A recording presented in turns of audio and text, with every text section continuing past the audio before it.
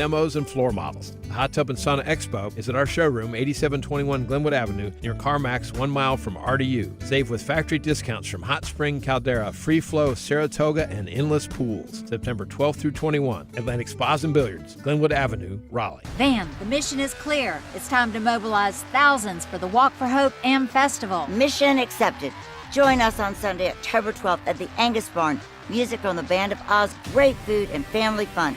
Sign up now at walkforhope.com.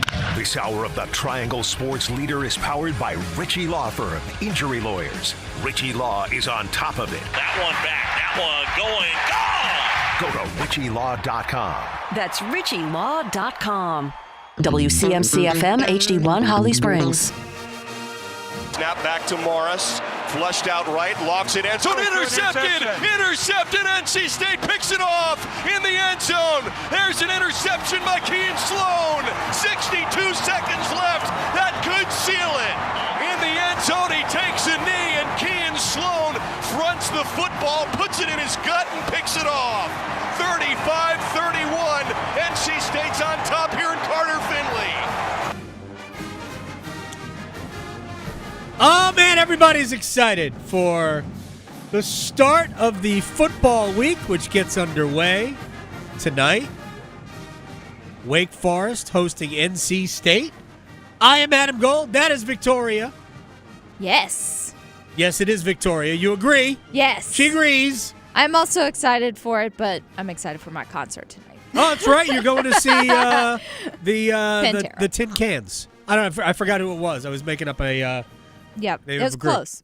you actually told me the name of one of the bands, acts, whatever, that you're interested in, and it sounded like, I don't know, like a statement about life.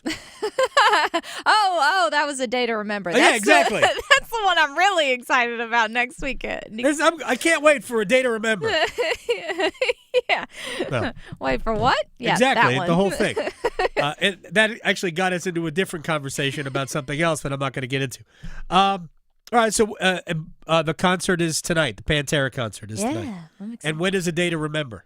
That's next week. Hopefully Wednesday. That'll be also tonight for you. Next Wednesday. That's hump day next week. Day to remember. All right. So enjoy Pantera tonight. Are there plans? Are there tailgating plans? No, because by the time I get off, drive home, drive to the thing. Oh, wow. You got to go all the way up to Canada. I know. So, yeah, once I do all that, it's just going to be showtime. Why can't you just be met here? Well, yeah, dogs, things like that. I mean, you got to let the dog out and stuff. So it's fine. It's fine. It'll be okay. All right. So all right. it just leaves enough time for that. So okay, but that's okay. Well, good. Have fun tonight. Thank you. We encourage you to watch the program. You go to YouTube. You can search Adam Gold Show or 99.9 The Fan. There's also podcast form released at the end of the program. Actually, throughout, Victoria drops little nuggets of the show wherever you get your podcast. Share, rate, review, subscribe, like, whatever it is that you do with those things. Please do it. It helps us out, helps you out. Because if you're interested, boom, it shows up automatically. It's right there. So do all of that. Also, the app. The 99.9 The Fan app, brand spanking new. I think Tuesday, like 3 o'clock, it went live. Yeah. And everything is that much easier. In fact, if I scroll over to it, and it's the last app I downloaded because it just came out, it's very fancy, and it actually right at the top, if you can see this, if you're watching YouTube. Of course, you're already watching, so you don't have to. You don't really have to take my word for it. There's just an icon right at the top. Yep. Watch live, the Adam Gold Show. Yep. And then boom. There you go. There's also all sorts of things, promotions and whatnot. It's dandy. Mm-hmm. And it's free at the same time. Which is also dandy. Yes. Brett Friedlander is going to join us in about 10 minutes. ACC reporter emeritus or something. Now, has he come out of retirement, or is this just for fun for him? Because, I met his daughter at a Canes game, and she was like, he's never going to retire. Well, I'm sure he'll still dabble. Yeah. Right? But, yeah, his intent is retire. Like, he reminded me that he's retired. He was coming on anyway. Right, yeah. Brett is not, like, not paying attention. Oh, no, yeah. So, yeah, we're just going to have some fun with Brett. Yeah. And it's the ACC luminary. Exactly. I don't know. If there's a wall of honor, maybe he'll go in. This time he just eats crab legs while he watches it versus like rights while he watches sports. Exactly. Exactly. And his laptop is probably in less danger. Yeah. So anyway, Brett's going to join us. John Breech in hour number 2 from CBS Sports HQ covers the NFL. And then in hour number 3, Mike Maniscalco. I've told you I've had this Jones to talk hockey, right? Yeah.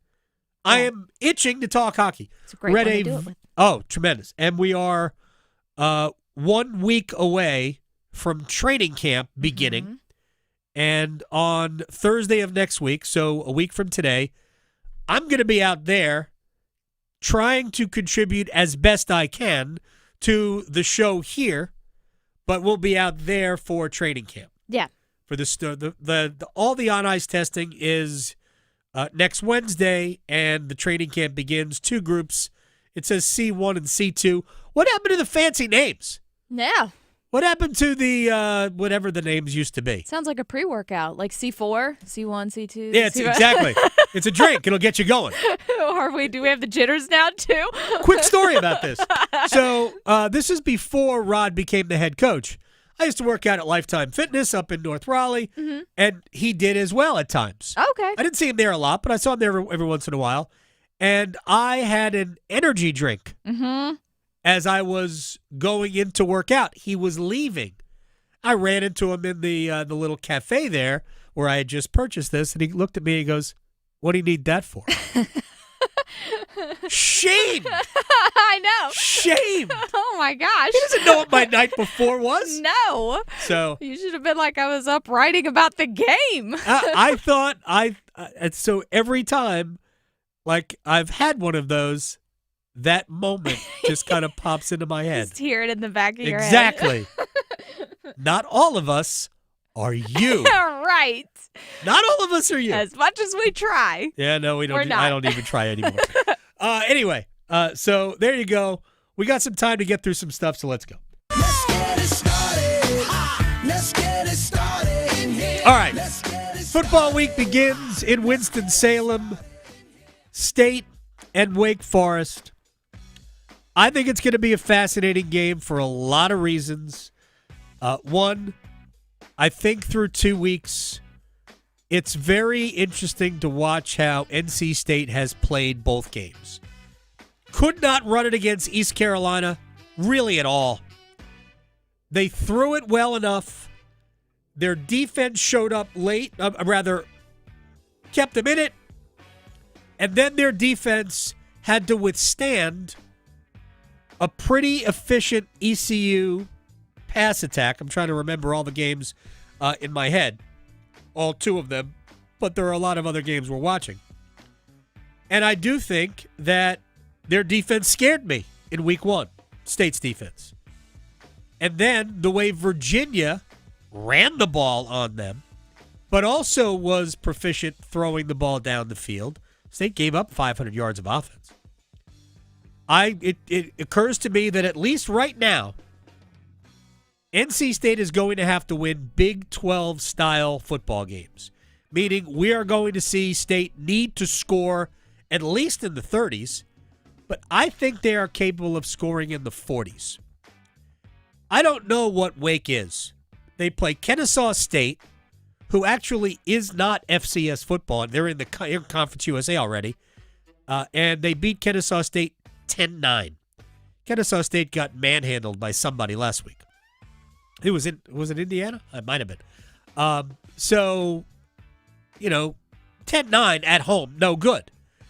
And they beat Western Carolina comfortably, but it wasn't like they put 80 on them.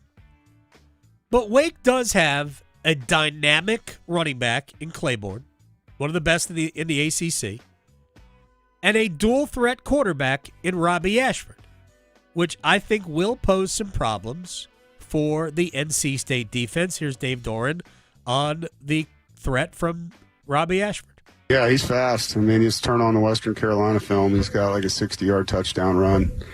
And he runs aggressive. He's not like some quarterbacks. I mean, he's going to run like a running back when he goes north and south. He's 220 pounds. And so we're going to have to tackle him like we tackle everybody in this game. He's a physical cat, and they run him. It's not a guy that they're trying to protect. You can see that they're not bashful about him carrying the football. So State did get hurt a little bit with the quarterback run by Virginia Tech. It wasn't as much design stuff as it was out-of-pocket scramble, but still, got to be aware. But it's not like Robbie Ashford can't also throw it. I think he's got 400 yards passing in 2 games. And granted, Kennesaw State, Western Carolina, not the same level of opponent that NC State has faced in ECU and Virginia. One more thing, though, that Dave Doran weighed in on, and I'll probably talk about this with Brett Friedlander if we want to get, like, issue-oriented. Because we talked about this yesterday with Chip Patterson. Ryan Day doesn't like where they're slightly going to adjust the transfer portal to, meaning in January, because right now it's open for most of December. But I think most people are in agreement that we just need one transfer window or transfer portal. Transfer window is about soccer. Doran agrees. I think having 2 windows was not good in a million ways for coaches. And for the players that don't want to leave, it's not good because they're losing teammates that they want to stay. And to be honest, a lot of the guys that leave at the end of portal windows are guys that are being illegally recruited. They're being poached, and agents are offering them money. And so, having a 10-day window, guys got to make quick decisions, and there shouldn't be as much of that going on, we hope. But I do think it's what was best. All right, there's some things there that I agree with and things there that I don't agree with. For instance, and I totally understand why coaches do this. It's got to be mutual. It can't be just beneficial to coaches. I don't like forcing players to make quick decisions. I think when you don't allow time for those decisions, that you end up with bad decisions. So 10 days, is that long enough? I don't know. I'm not saying that 10 days is not an adequate enough time. And primarily, your decision-making process likely is starting before that 10-day window. So maybe we're not even dealing with the decision-making window is too quick. So 10 days might be the right, I'm not criticizing, it might be the right amount of time. I do think it is the right time to do it because it gives everybody chances. If you know you're going to have a spot, it gives you a chance to enroll in the school for the spring semester in time to also go through spring practice and all of that and get your academics in order, right? If it's December, yeah, you've got all time for that, but now you are leaving teams at the end of seasons, a lot of them going to bowl games, and say what you will about bowl games. There's still kind of celebrations of a season, and it's a great time of the year and all of that. And the kids in general, the players get good experiences in bowls. You'd like to see those continue as long as they're solvent. So just my thoughts on that. We had another football game tonight. We have the Commandos and the Packers who are in Green Bay. We get our chance to see Micah Parsons probably in a more prominent role, not a part-time performer on the Green Bay defense. We get a chance to see Washington's high-octane offense. But back to Micah Parsons. Peter Bukowski, who works for SI as part of the Locked On podcast, former network, whatever, and they talk Packers, and he thinks that Micah Parsons has had a greater effect than just when he's on the field. I think Micah Parsons locked this team in. Everyone understands what's at stake here. You are saying we are a Super Bowl team right now today. The pressure is on. Now everyone has to be locked in every play, and I think it just heightens the stakes. It raises everything in terms of the intensity of every single moment. And when you play with that level of focus and energy, it just changes your team. And I've never seen a Packers defense, never seen a Packers defense rally to the football the way that I saw the Packers rally to the football on Sunday. And that includes those mid-90s dynastic Packer, Reggie White teams with Leroy Butler and all those dudes. They didn't look like this because they didn't have this kind of speed. Packers are a problem. A legit problem. One other NFL thing before we bring in my friend Brett Friedlander. If you watched Baltimore-Buffalo Sunday night, DeAndre Hopkins made a great catch of a touchdown pass thrown by Lamar Jackson, and then they were celebrating, in the corner of just whatever you celebrate. And a fan kind of reached out over the stands and touched the helmet of Hopkins. And then he did the same thing to Jackson. And Jackson wanted no part of it, and he shoved the fan back. I think the fan has been suspended from going to NFL games. What I didn't like today or yesterday was Lamar Jackson apologizing for it. If the fan was within his boundaries in the stands and Lamar Jackson shoved him, yeah, I got no problem with apologizing and even a fine for the NFL. You should never engage a fan when they're in their space. Sure, yeah. But if the fan invades yours, yeah, which is what happened, then Lamar Jackson was 100% within his rights to do that. Do I want to see it? No. I want to see Lamar Jackson move on. But he should apologize to no one for that. No one. And I think it would set a better bar for fans if players, we've all seen the tape now. If Lamar went and looked and he went, hey, that guy reached out and pushed me. That'd be different. And I'm sure he did. But he was taking the high road. Again, understand it. But he should not have done that. All right, Brett Friedlander, my friend, ACC luminary, joins us on the Adam Gold Show. I'm looking. Is that a Carolina Hurricanes Hawaiian shirt? It is. It's my Hurricanes Margaritaville shirt from last year. So, yeah. Very nice. Ready for some hockey. I am jonesing. We're going to talk to Mike Maniscalco later in the program. Thank you very much for doing this. I appreciate your time. Anytime. The football week starts tonight. Wake Forest hosting NC State. Do you think that Dave Doran will allow himself to play Big 12-style football until the defense catches up? Defense isn't there yet. We saw that against Virginia. Because I think they have the personnel to win those games. Yep. And you know what? That kind of style football is in Double D's DNA. I mean, really, he's not Riverboat Dave, although he took a couple of chances last week. But, yeah, he would like to smash it, and he's got the horses to do it. Give the ball to Hollywood 30 times a game, and, if they block up front for him like they did last week against Virginia, then they're going to be tough to stop, and they'll outscore. And listen, they're playing Wake Forest. They're playing a team that's got one offensive weapon in DeMond Claiborne, and so they don't have to score a lot to outscore them. But here's the thing, Adam. NC State in Winston-Salem,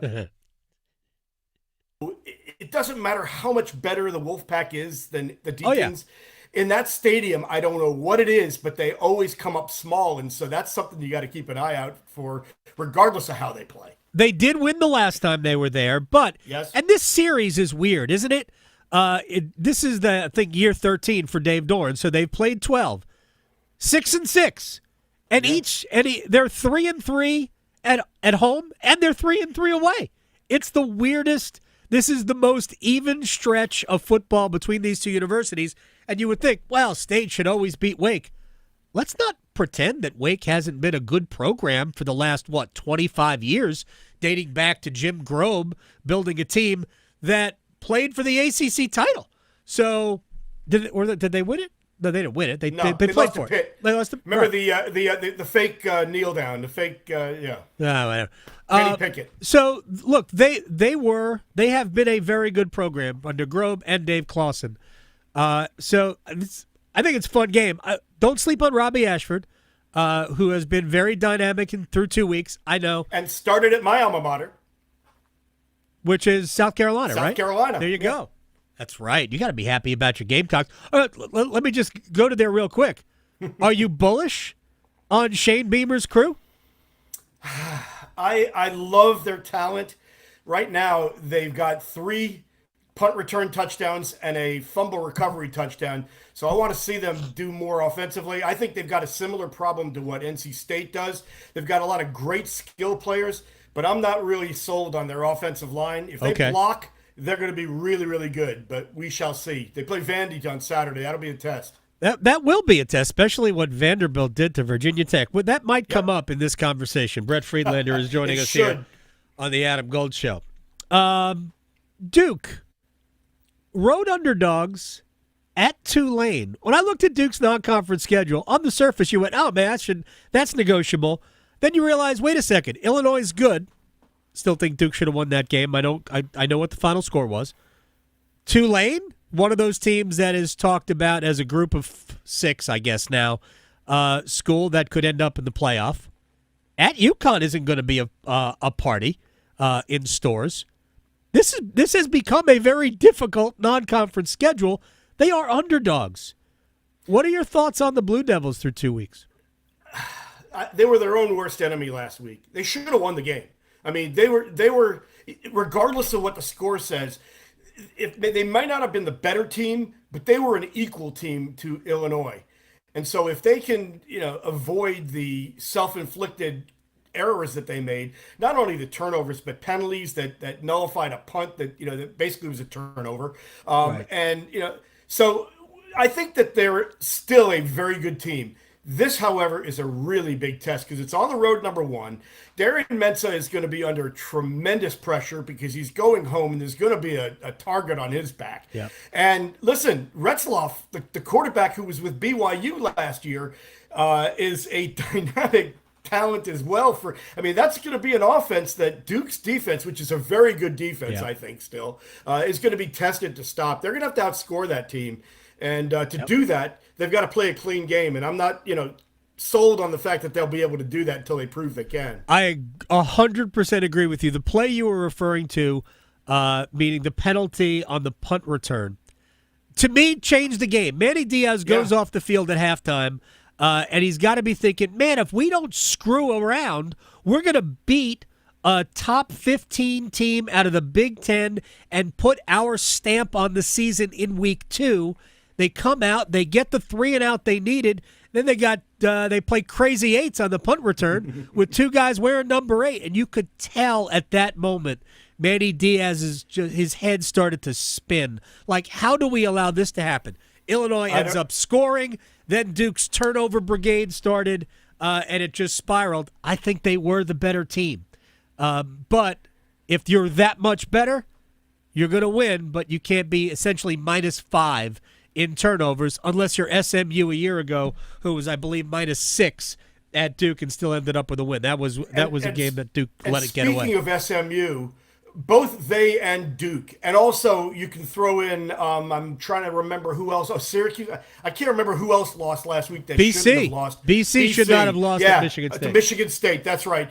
They really, the ACC needed those games. Yep. They had a great first week. And they gave any kind of momentum and any kind of credibility that they gained in week 1. They gave it away by, SMU at home giving up a 2-score lead. Michigan, BC wasting that great offensive effort. Yep. And then, like you said, Duke shooting themselves in the foot. Yeah, Syracuse did come back and beat UConn. Right. Late. In double overtime, yeah. Right. But I called it the Paula Abdul. Brett Friedlander is joining us, ACC luminary. The Paula Abdul week with one step forward, two steps back. Because in week one, I thought the ACC said, all right, I know Clemson lost to LSU, but LSU might be the best team in the country when we get down to the end. I mean, who knows what they looked awesome to me. And then Clemson next week, the following week, in a win, looked awful. It's like, oh my, we can't have nice things in this league. We're going to live on Miami and Florida State. And before we get to that, it would have been. There's one other team that you left out there. I'm not going to leave anybody out. Okay. But I want to get to North Carolina. At North Carolina, we can rationalize TCU might be the best team in the Big 12. So yeah, it got away. Carolina looked awful against the Horned Frogs, but game one, we don't know. They have 70 new players, blah blah blah, and we lost Brett. I think Brett went away. I think Brett faded to black.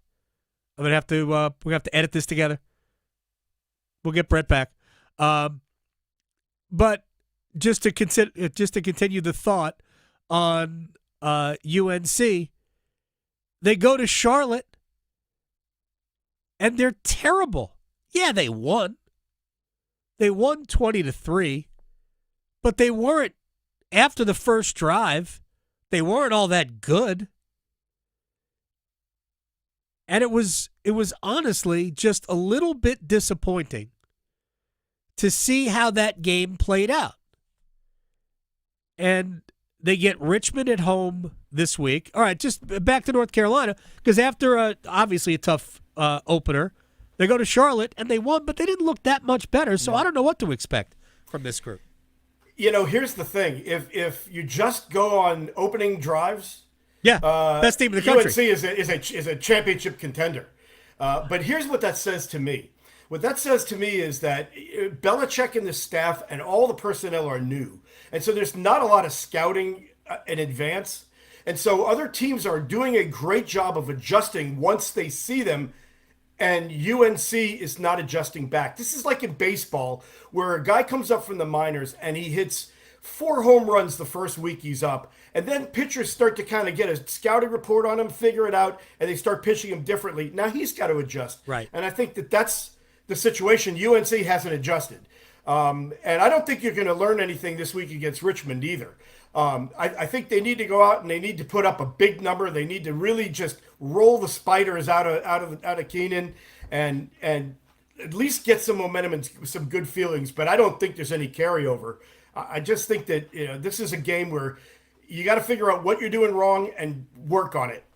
Were you surprised that we didn't see Max Johnson at all in Charlotte? Yes, and one of the reasons, and it really doesn't even have anything to do with what went down against TCU. To me, it doesn't make any sense. Now, I'm obviously not a football coach, so I don't know what's going on at practice and everything. But right. Listen, you've got Bill Belichick, who won 6 Super Bowls in a pro-style offense, right? You've got a pro-style quarterback in Max Johnson. And who does he play? He plays the option guy and plays a style that I don't necessarily think is one that he's familiar with or comfortable with.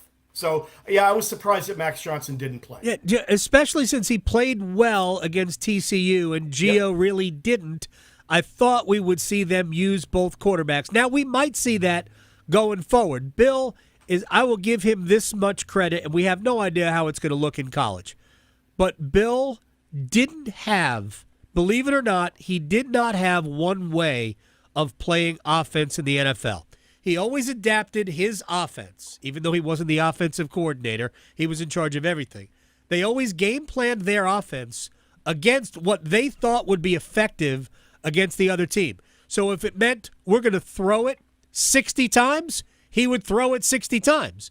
And if it meant they would throw it 3 times, which they did, they would throw it 3 times. So I'm not sure we can pigeonhole them into one way of playing.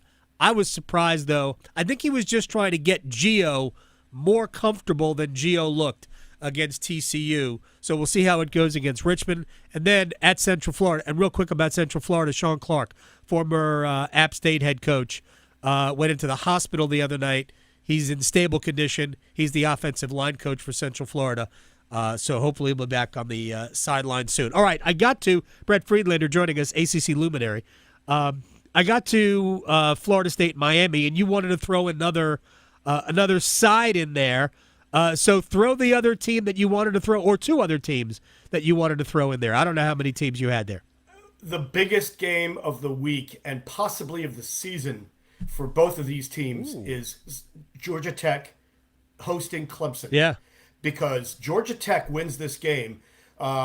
It doesn't kill Clemson's chances because, as we saw last year, getting into the playoff now means just getting to the top two of the league, winning the championship game.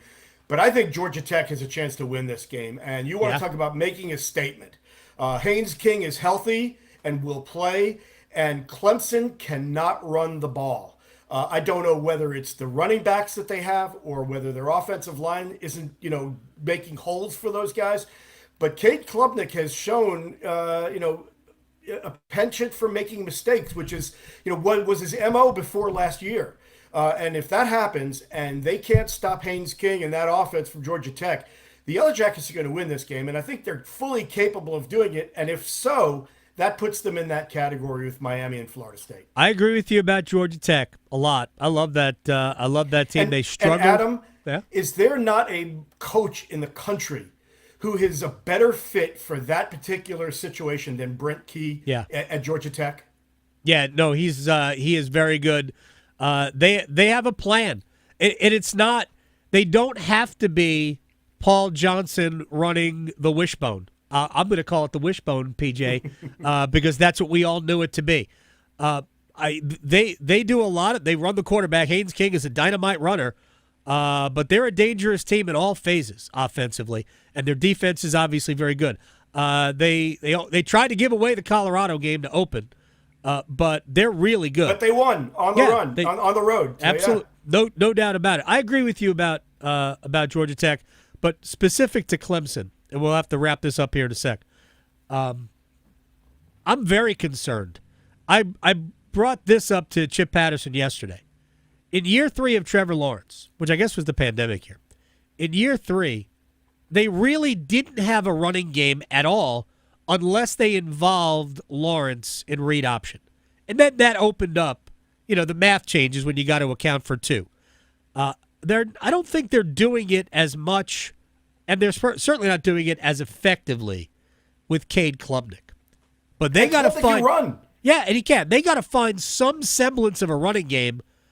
Otherwise, they're not going to be able to take advantage of the wide receivers they've got, because I just don't think Cade Klubnik is good enough as a quarterback to make that work.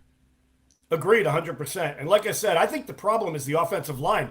I just don't think that they're – Yeah. I mean, I don't know if it's a strength and conditioning problem or a scheme problem or what, but they're just getting beat at the line of at the point of attack. Yeah. And you can't run the ball like that. I mean, look at NC State against East Carolina. It was the same situation.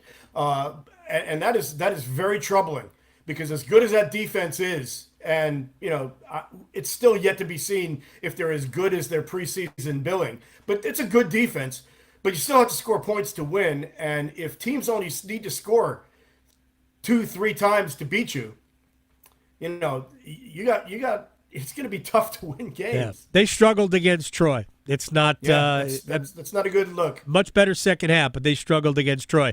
All right, ACC luminary Brett Friedlander at BFried ACC, wearing his Carolina Hurricanes Hawaiian shirt. Love it on hundreds of levels. Thank you for getting me into my Hockey Jones. We'll talk again very soon, my friend. Appreciate your time.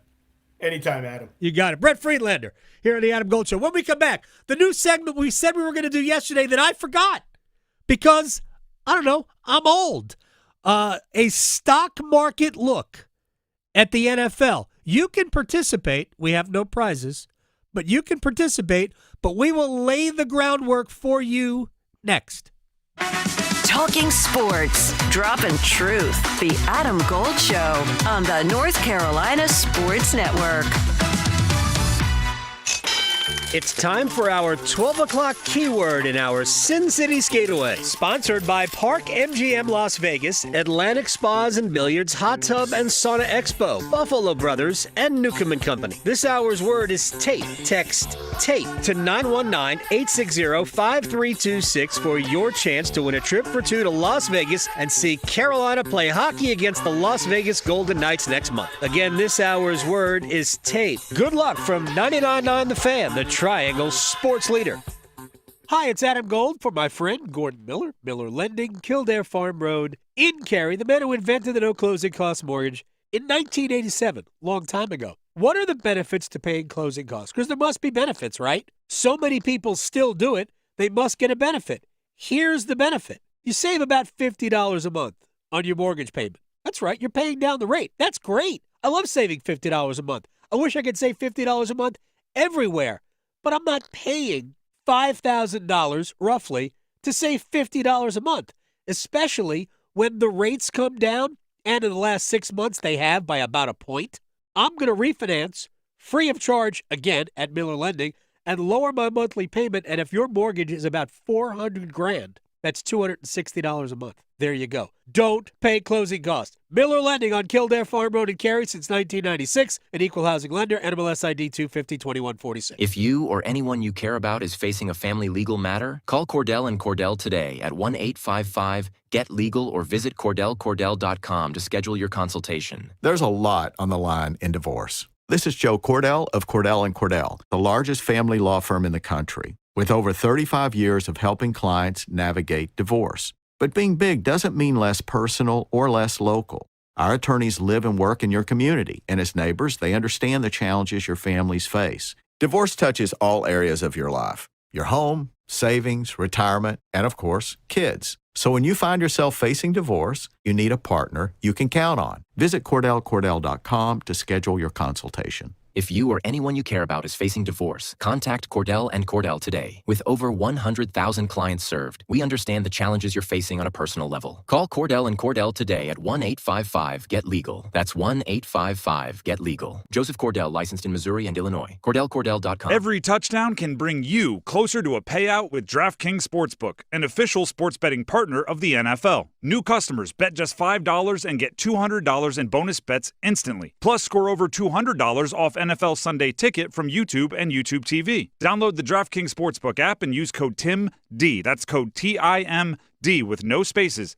to get $200 in bonus bets instantly when you bet your first $5. Plus, over $200 off NFL Sunday Ticket from YouTube and YouTube TV. In partnership with DraftKings, the crown is yours. Gambling problem? Call 877-185-543 or visit morethanagame.nc.gov. 21 plus, North Carolina only. Eligibility restrictions apply. Bonus bets expire 7 days after issuance. See sportsbook.draftkings.com/promos. NFL Sunday Ticket offer for new subscribers only and auto renews until canceled. Digital games and commercial use excluded. Restrictions apply. Additional NFL Sunday Ticket terms at youtube.com/go/NFL Sunday Ticket/terms. Limited time offer. Hey, Greater Triangle area. Chick-fil-A invites you to enjoy a 4-count chicken mini on us in the Chick-fil-A app. Join us this week, September 8th through 12th, to get your reward for 4-count chicken minis by downloading or signing into your Chick-fil-A app with location services on in the Greater Triangle area.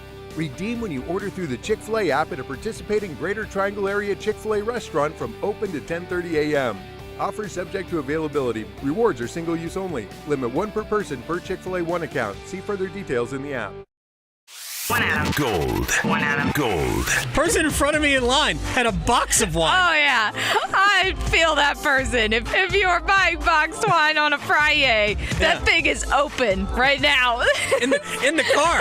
Yeah. I don't even need it to cool down. She jammed a big straw right through the top of the box in the car. Went to the gas station to get a cup of ice. Like, they don't even care. The Adam Gold Show.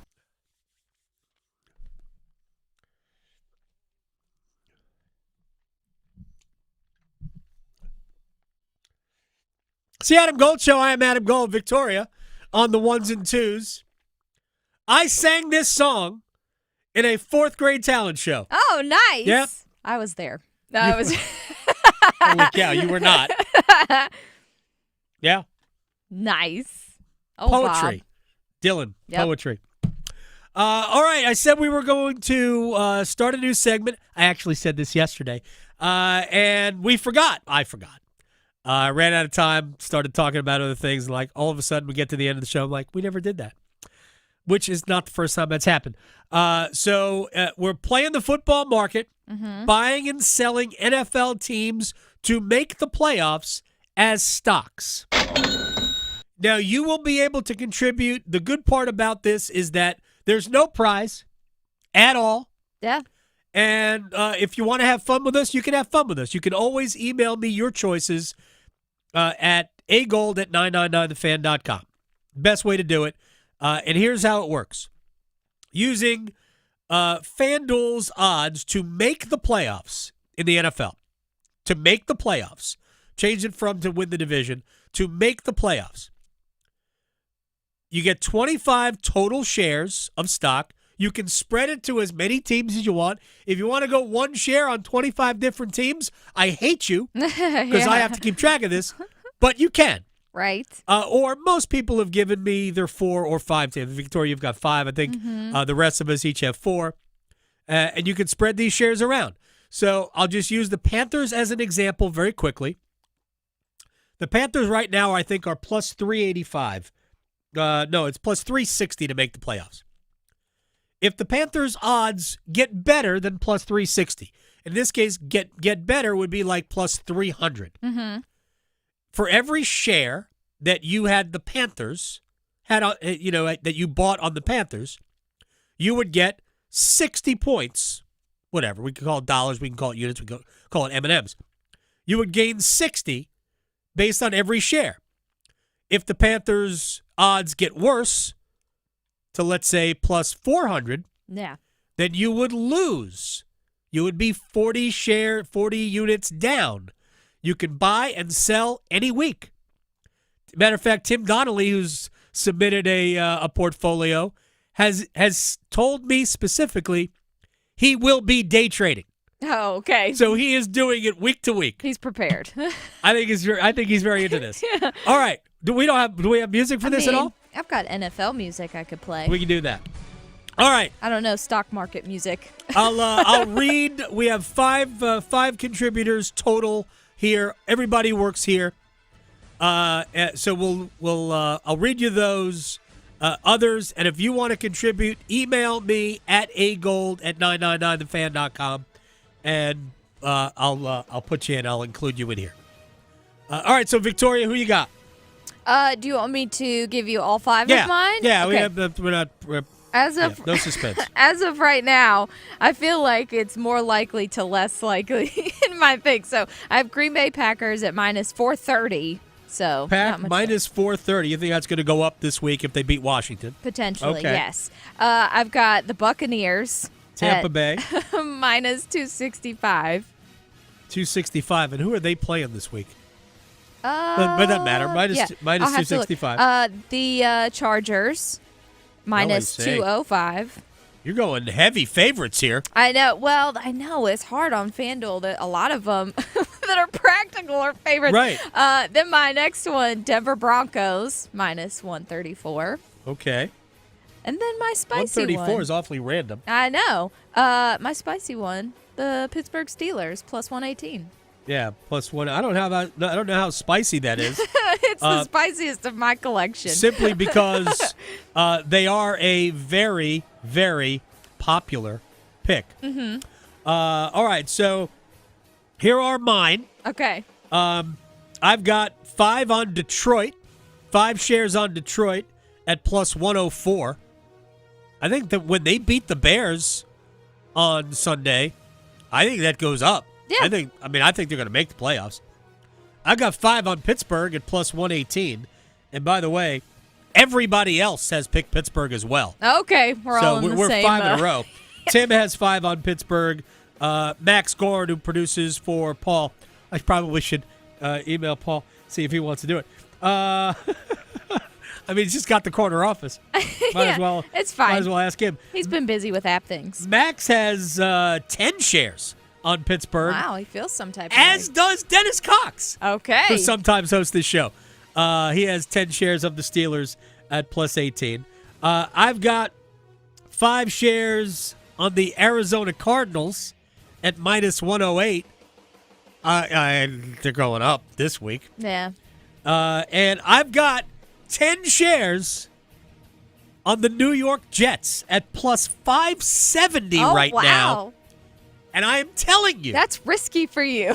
Not risky for me. I don't care. Yeah. I really don't. I have no people do not believe it. Do I know what's going on there because my history is as a Jets fan? Here's how you know if being a fan matters. What happens? I watched the game last week.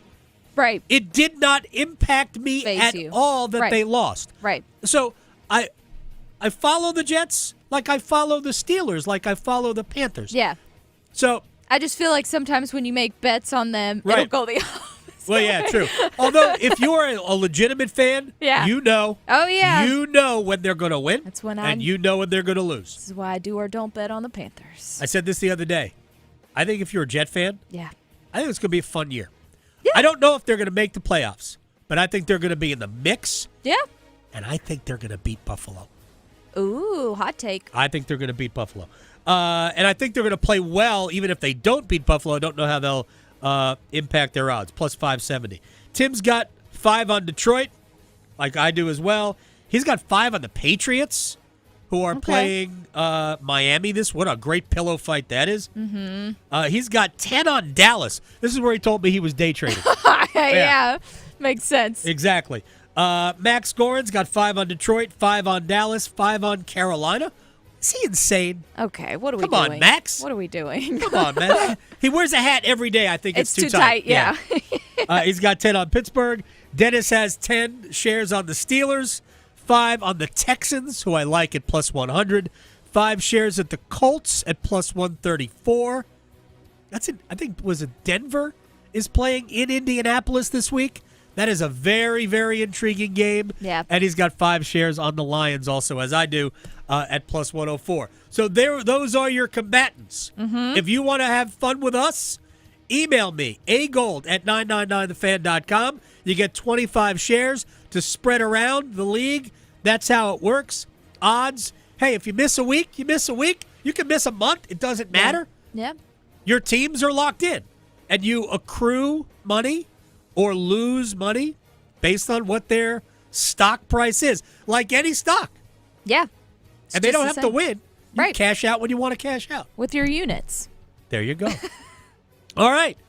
We still have one more game to play today. You know what comes up later on? We help you survive. Oh, yes. Mm-hmm. We'll do that in our third hour. When we come back, one-timers next. Making more sports sense than social media trolls. The Adam Gold Show on the North Carolina Sports Network. Are you taking care of someone on Medicare? Navigating Medicare can be overwhelming. You're not alone. The NC Department of Insurance SHIP program can help you figure out what steps to take and when. SHIP counselors can answer your questions. Visit ncshiip.com or call toll-free at 855-408-1212. SHIP provides free, unbiased help in all 100 counties. Project supported by grants from the Administration for Community Living. Contents do not necessarily represent official views of, nor an endorsement by ACL, HHS, or the U.S. government. For North Carolina high school seniors, the countdown to college is on. And at CFNC, we've got all the resources and information needed to get you on campus next year. Take College Application Week, for example. Did you know you can apply for free at many North Carolina colleges from October 20th through October 26th? Sure can. Don't miss the opportunity to save some money applying to college. And for more help, visit cfnc.org/C2C. Did you know? Atlantic hurricane season runs through November. From gathering necessary supplies to planning an evacuation route, now is the time to make sure you and your family are prepared. And if a storm damages our electric system, local public power providers are ready to respond and restore power quickly and safely. As a public power customer, you benefit from having an electricity provider that restores power faster than other providers do. Visit electricities.com for storm preparation tips and resources. My name is Andrew Dotson. I'm a peer support specialist here at Phoenix Counseling Center. As a young man, 18 years old, I joined the military, went to Afghanistan in 2012. Went through some hard situations, saw some things that were traumatizing. There's a number that I memorized, 105. That's the room number right around the corner. Room 105 was where I stayed last time I was a patient here, right before I got ready to really get sober. The first step in recovery is walking through the door and saying I need help. Visit ncdhhs.gov/crisis services. At North Carolina Farm Bureau Insurance, you're more than a policy, you're family. With offices in every county, we're close by when it matters most. Our local agents customize coverage to fit your life. And our award-winning claims team delivers fast, quality repairs. It's no surprise Forbes ranked us the #1 auto insurer in America. North Carolina Farm Bureau Insurance. Helping you is what we do best. Now, all across North Carolina, it's Carolina Newsmakers. Each week, leaders from politics, education, business, and the arts join Don Curtis to share insights and ideas shaping our state. Listen on radio stations throughout North Carolina and on demand at carolinanewsmakers.com. Carolina Newsmakers is presented in part by the North Carolina Academy of Family Physicians, advancing family medicine in North Carolina since 1947. North Carolina ranks second in the nation in potential agricultural land lost by the year 2040. The NC Forever Farms program supports the preservation of family farms through permanent agricultural conservation easements and has received a record number of applications for 3 straight years. Landowners interested in preserving their working farm through the Farmland Preservation Division of the North Carolina Department of Agriculture and Consumer Services can learn more by visiting ncadfp.org.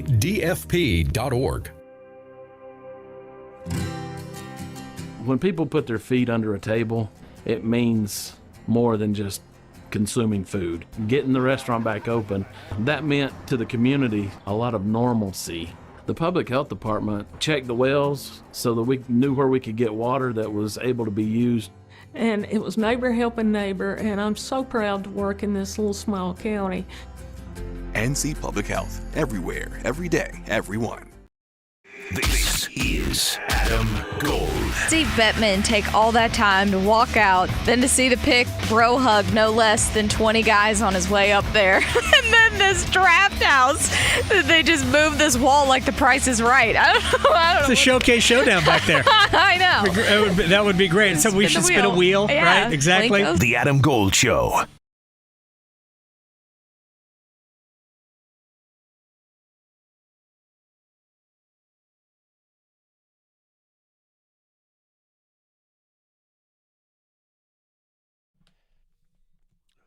It's the Adam Gold Show. I am Adam Gold. Victoria on the ones and twos.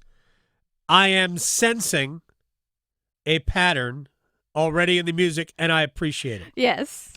I'm responding to an email now that I'll tell you about later. So, yes, very good. All right, we got a lot to do. Next hour, John Breech on the NFL. We will do that.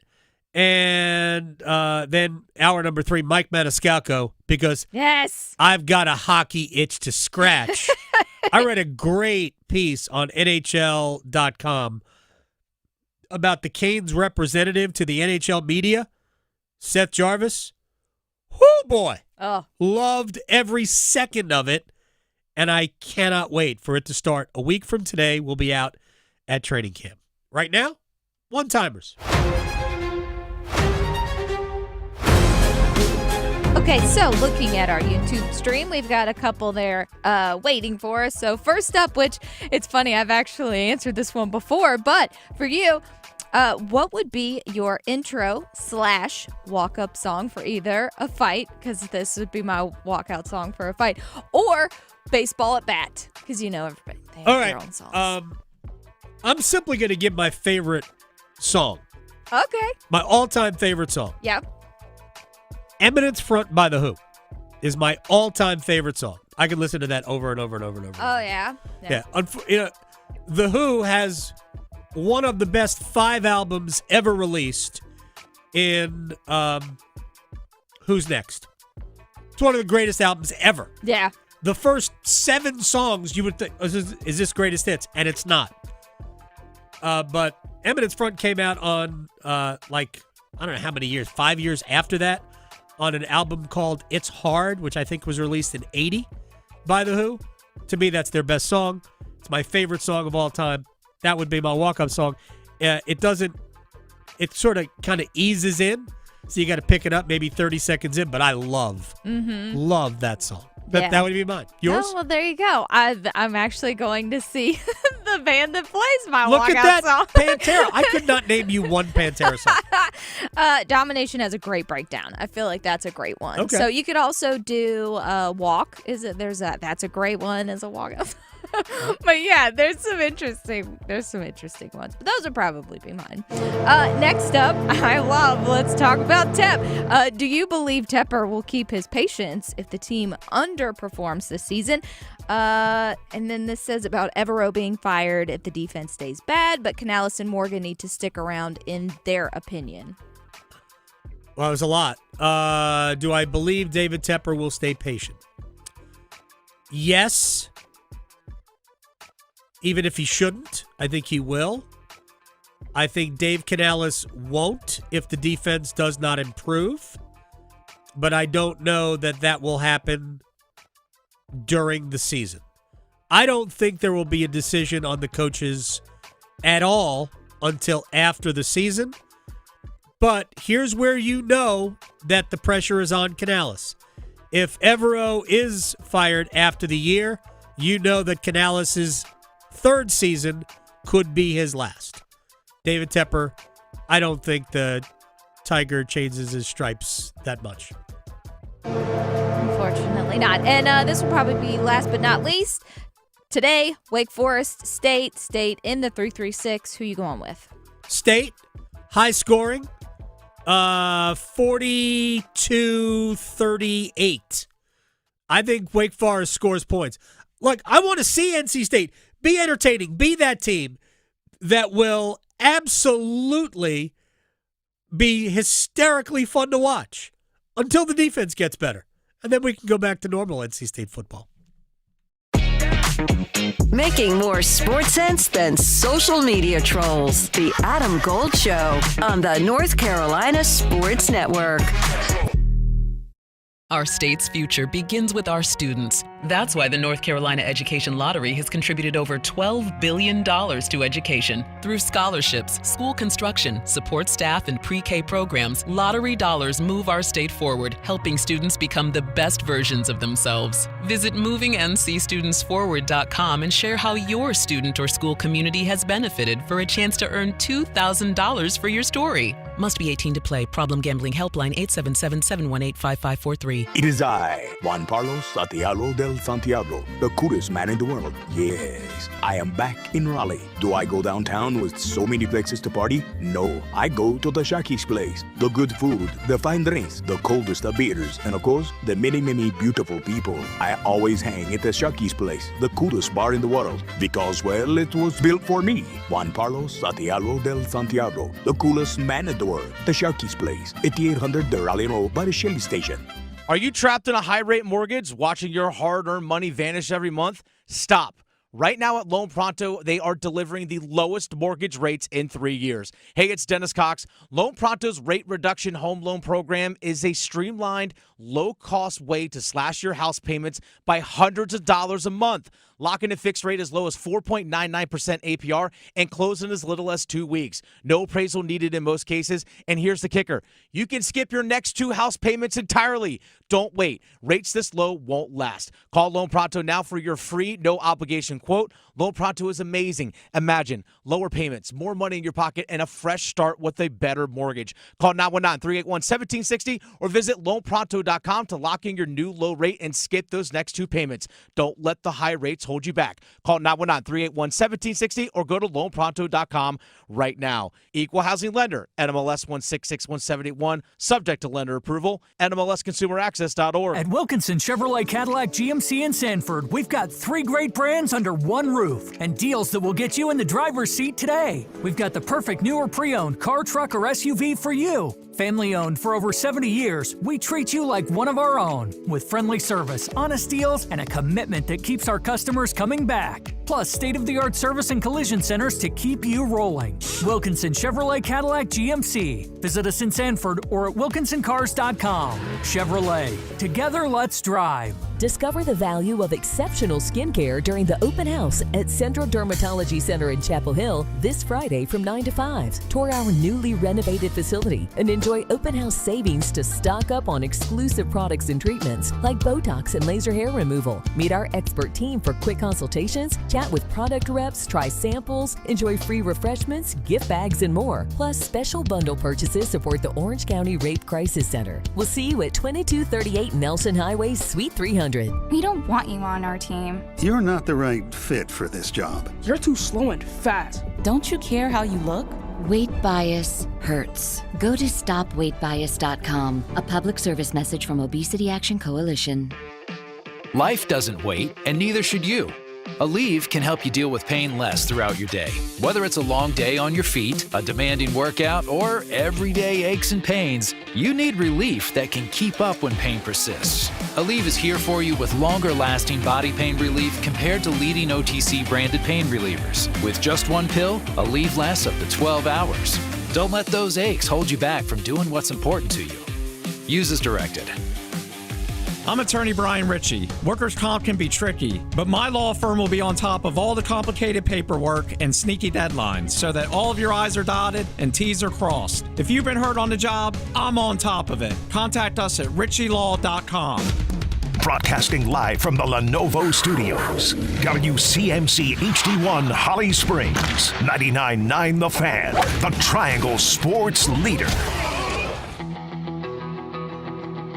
How could it possibly, after all he won, does that not stand alone? 6 Super Bowls in the NFL, more wins than any current coach in football, period. It would have if he didn't want to try to be part of this 3-ring circus and try to get back to relevancy in a place where it was not built for that in North Carolina. I don't think this thing works, and I think it was a great payday for him. I think it was a great opportunity if he wanted to show, hey, I still got it. Let me go try something different, and kudos to him. But between the off-the-field nonsense, the way that they look, and they're not going to be a great team this year despite having a really easy schedule, and then now this pettiness, it's sad.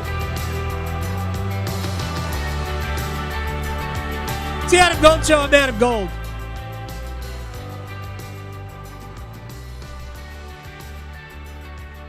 I probably should recognize that voice, obviously talking about Bill Belichick. I'll say some things in a second about this idea about Bill and college and Jordan Hudson and all that. But it is the Adam Gold Show, so welcome to it. I am Adam Gold. Victoria producing the program. You can watch the show on YouTube. Go to YouTube, search Adam Gold Show, search 99.9 The Fan, or we make it easy. Mm-hmm. There's a dandy new 99.9 The Fan app. That is our home base here in Raleigh, North Carolina. We're on 99.9 The Fan. Have been for a little bit more than 15 years. Anyway, here on The Fan. So we have a brand new app. It just dropped Tuesday. Yeah. It's awesome. And it's easy. And if you get the app, which is free, right at the top, you can push a button, and it takes you to YouTube to watch the show. Bang. Right there. You don't have to go search. Just click. So get the app, and it's got all the other stuff. Whatever contests are done here at the radio station, we really don't do contests on the show. We try to have fun without doing that. Also, all the stuff I do for the Canes is there. Canes Corner podcast icon right there, which we have not done an episode since the head coach, but we've got stuff coming. And training camp starts in a week. And we're going to talk to Mike Maniscalco in a little bit more than an hour. And I'm excited for that. Now, let me get to a couple things, because this is our second take at the news of the day. And this is not news of the day, but I want to deal with this. We got 2 football games tonight that I want to talk about. Bill Belichick. He clearly wanted back in the NFL. There's no doubt about that. He thought he was going to get the Falcon job after being fired by the Patriots. And that wasn't mutual parting of ways. That's Robert Kraft deciding that it was time to go. Belichick would still be the coach of the Patriots if Robert Kraft wanted him to. It was not mutual. We can say what we want. Fine. Doesn't matter. It's Sometimes somebody's got to make an uncomfortable decision. And Robert Kraft made that. I respect that. To me, Bill Belichick is still, I think he's still the best coach in the history of the NFL. I think you can make arguments for other guys. You can make arguments for Bill Walsh. You can make an argument for Joe Gibbs. But Belichick, for me, is it. Did it with different teams, different styles. Did it with Randy Moss and Danny Amendola, for crying out loud. So Bill knew that he wasn't going to get a sniff for NFL gigs this go-around, and he wants to coach. And he sees an opportunity. He sees a changing landscape in college ball, which is going to act more like professional football to an extent, as much as it can, with far lesser talent. Far lesser talent. And he thought, where can I go try an experiment that I've got? And North Carolina, who has upward mobility in their mind, both football-wise, probably driven by the economics behind it, because there's not a ton of football upward mobility in North Carolina's past. It's not out of the it's not completely out of the ordinary. Mac Brown elevated the program. Mac Brown 1.0 elevated the program before leaving for Texas. Then it atrophied. And we talked about this with Bryn Renner. Was it last week? Had it not blown up in Butch Davis's face, and I still believe that they should not have fired Butch Davis over this. I said that a long time ago. Had it not blown up in Butch Davis's face, I think that program was about to turn a corner and become, probably temporarily, until Butch left for the NFL again, because he left Miami to go to the Cleveland Browns. You walked away from should have been a two-time national championship team in Miami to go coach the freaking Browns? What are you doing? Wait a second. Bill Belichick's first job. Never mind. He did get them to the playoffs with Vinny Testaverde. So I believe that Carolina saw this, we'll call it a market inefficiency, and decided Bill is a guy who can come here. We can pay him a lot of money. He's going to elevate our football program. We're going to win. It's going to take some time. The part about that open that I can't respect. I don't give a rat's rear end what Jordan Hudson does. No.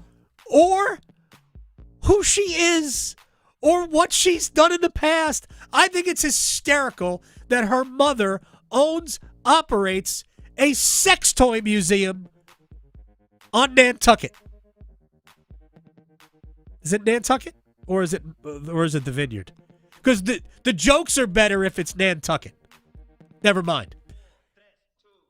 I don't care. As long as Jordan Hudson doesn't negatively impact football, and you can show me zero correlation where one impacts the other. What Bill does with his personal life, that's Bill. If he wants to pretend to be a fisherman and she's a mermaid on the beach and they want to do Titanic poses, I don't care. You're friends with Kate Winslet now. Yeah, leave that alone. I unfollowed. Oh, okay. I unfollowed Kate Winslet. No. Yeah. It's the whole thing's a ruse. Oh, the whole thing's a Not ruse. Good. They were trying to sell insurance at one point. It's just started to reach out. I'm like, wait a second. Okay, no. never mind. No good. So we got rid of it. By the way, that Kate Winslet Twitter looks very much like a Kate Winslet Twitter account. Right. But scammers are really good at yeah, scamming. Yeah, they are. Like when you reach out to DM me, I'm like, nah, okay, we're done. We unfollowed. Anyway, so I don't care what Bill's personal life is like as long as it doesn't impact football. I'm sure it doesn't because Bill wants this to work. Bill doesn't want his last go-around in coaching, and this could be it. I don't know if it will be, but it certainly could be.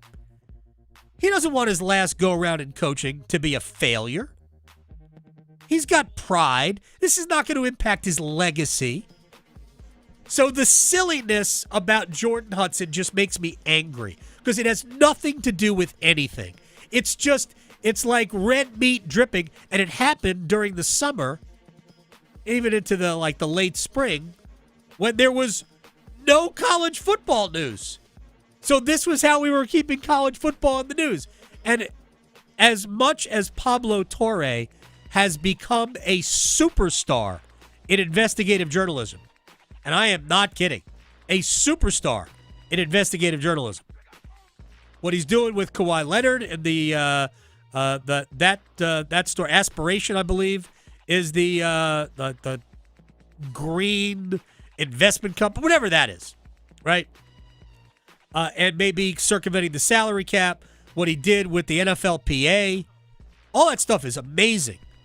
The fact that he was so dug into Jordan Hudson blows my mind because there's nothing interesting about it to me. But again, I could be different. Now, to the two games at hand tonight. We're going to talk to John Breech from CBSSports.com in about 10 minutes about this.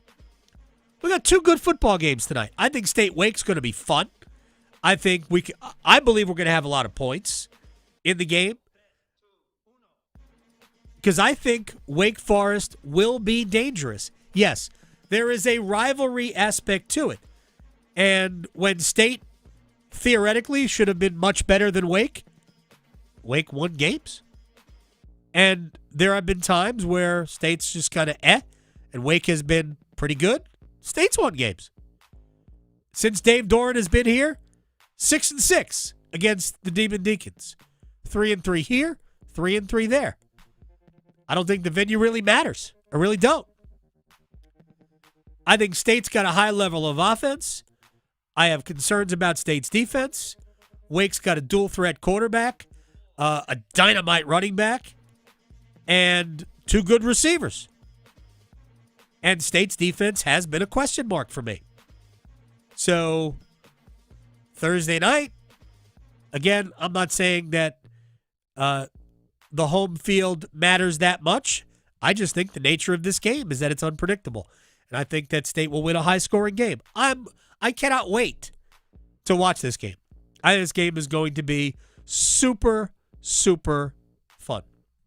All right. The NFL game tonight, which I'm not going to watch. Yeah. Unfortunately, I won't be able to watch. Right. But I'll be there in spirit. I'm going to get to that because it's a streamed game. It's on Amazon. Oh, yeah, right? Yeah. I'm going to get to that in a minute. You're going to be at a concert, yeah. right? But Thursday Night Football is on Amazon Prime, right?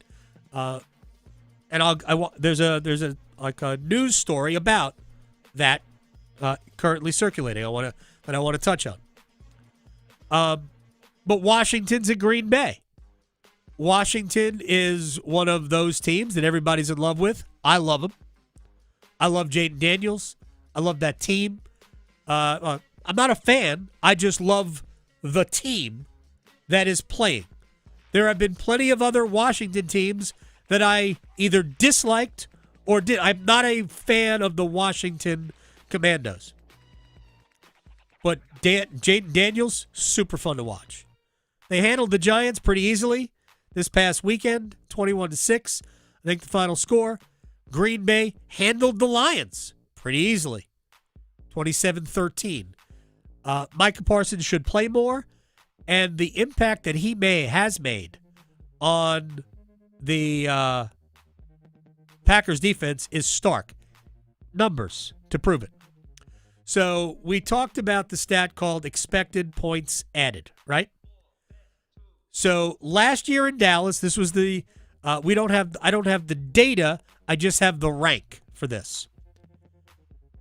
Dallas, without Micah Parsons on the field, defensively, their expected points added towards victory was 32nd in the NFL. How many teams are there in the NFL, Victoria? 32. Yep. That would be last. Yep. Micah Parsons, on the field, Dallas's defensive expected points added, 1. That's who you traded, Jarrah. Good job, buddy. Now we have numbers from the game against Detroit. The Lions offense with Micah Parsons not on the field, expected points added, 0.12. Not awesome, 0.12.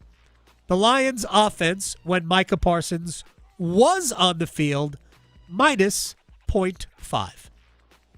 Right. Again, I'd have to see what the league was like, but that's a pretty stark difference, right, for all of those plays. And to break it down into stats that we can digest more easily, Parsons on the field, 29 snaps. Jared Goff threw the ball on average a half second faster. He was rushed. He completed 21.6% fewer of his passes and posted a 25% lower success rate. Parsons on the field matters. Green Bay's defense will be good. We already know their offense is. Green Bay is super dangerous. I think this is going to be a fun game to watch. I still think there are points in it. I believe that we're going to see a higher scoring game tonight, and that might be something to look forward to in placing your bets a little bit later on. I have to see what the under-over is. It's like 52.5. Oh, wow. Yeah, I think we're going over. To be honest, just take it at that. All right, real quick, one more thing, because I meant you brought up.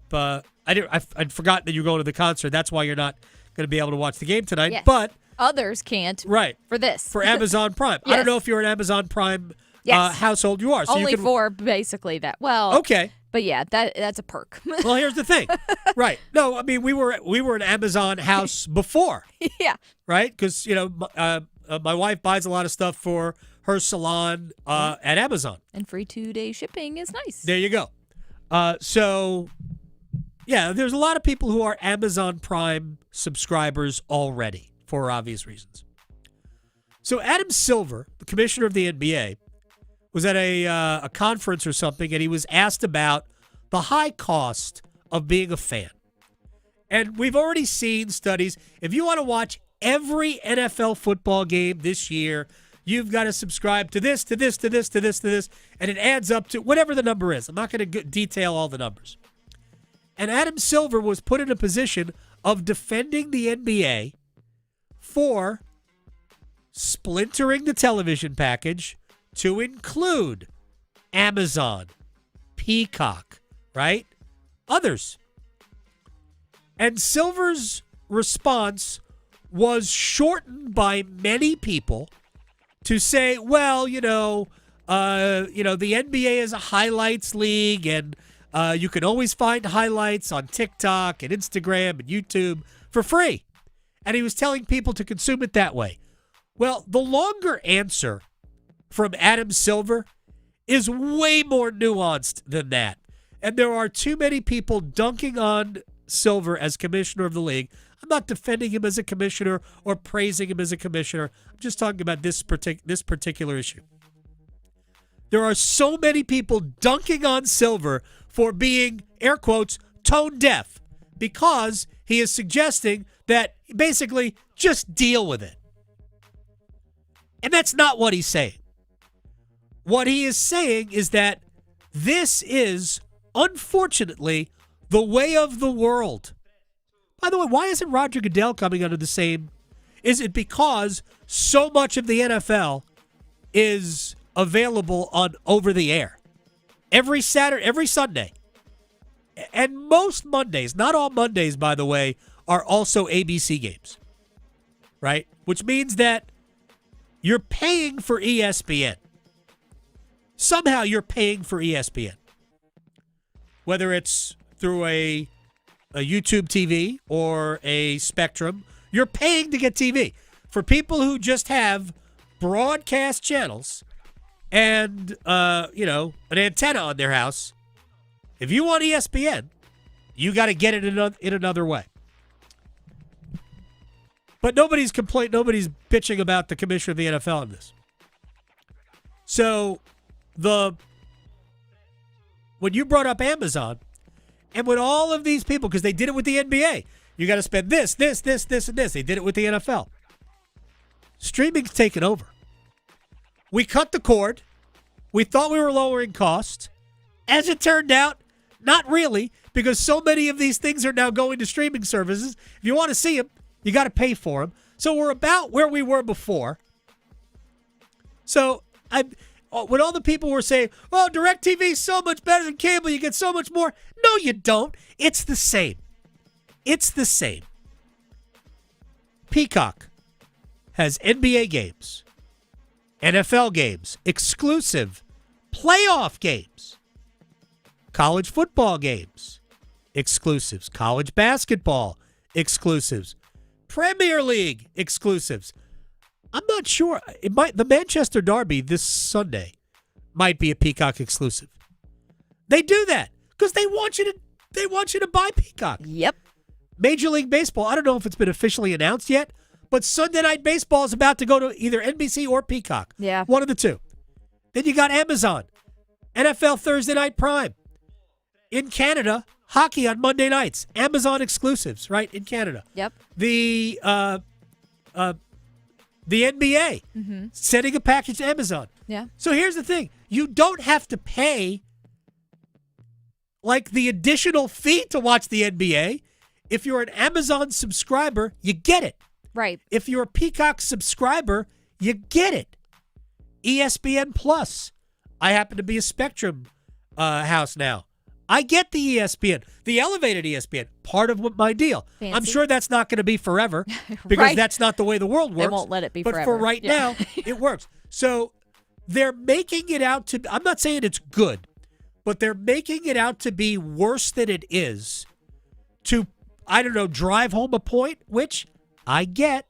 That's the way the world works these days. We scare the hell out of you to make you angry against something. Right. And it might not be nearly as bad as you think. Anyway, that can be taken in so many ways. And don't take it the way you're taking it. All right, we'll come back. John Breech from CBS Sports covers the NFL. We will talk week 2 next.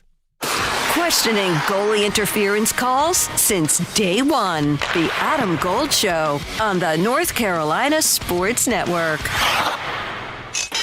It's time for our 1 o'clock keyword in our Sin City Skateaway. Sponsored by Park MGM Las Vegas, Atlantic Spas and Billiards, Hot Tub and Sauna Expo, Buffalo Brothers, and Newcomb & Company. This hour's word is stick. Text STICK to 919-860-5326 for your chance to win a trip for 2 to Las Vegas and see Carolina play hockey against the Las Vegas Golden Knights next month. Again, this hour's word is stick. Good luck from 99.9 The Fan, the Triangle Sports leader.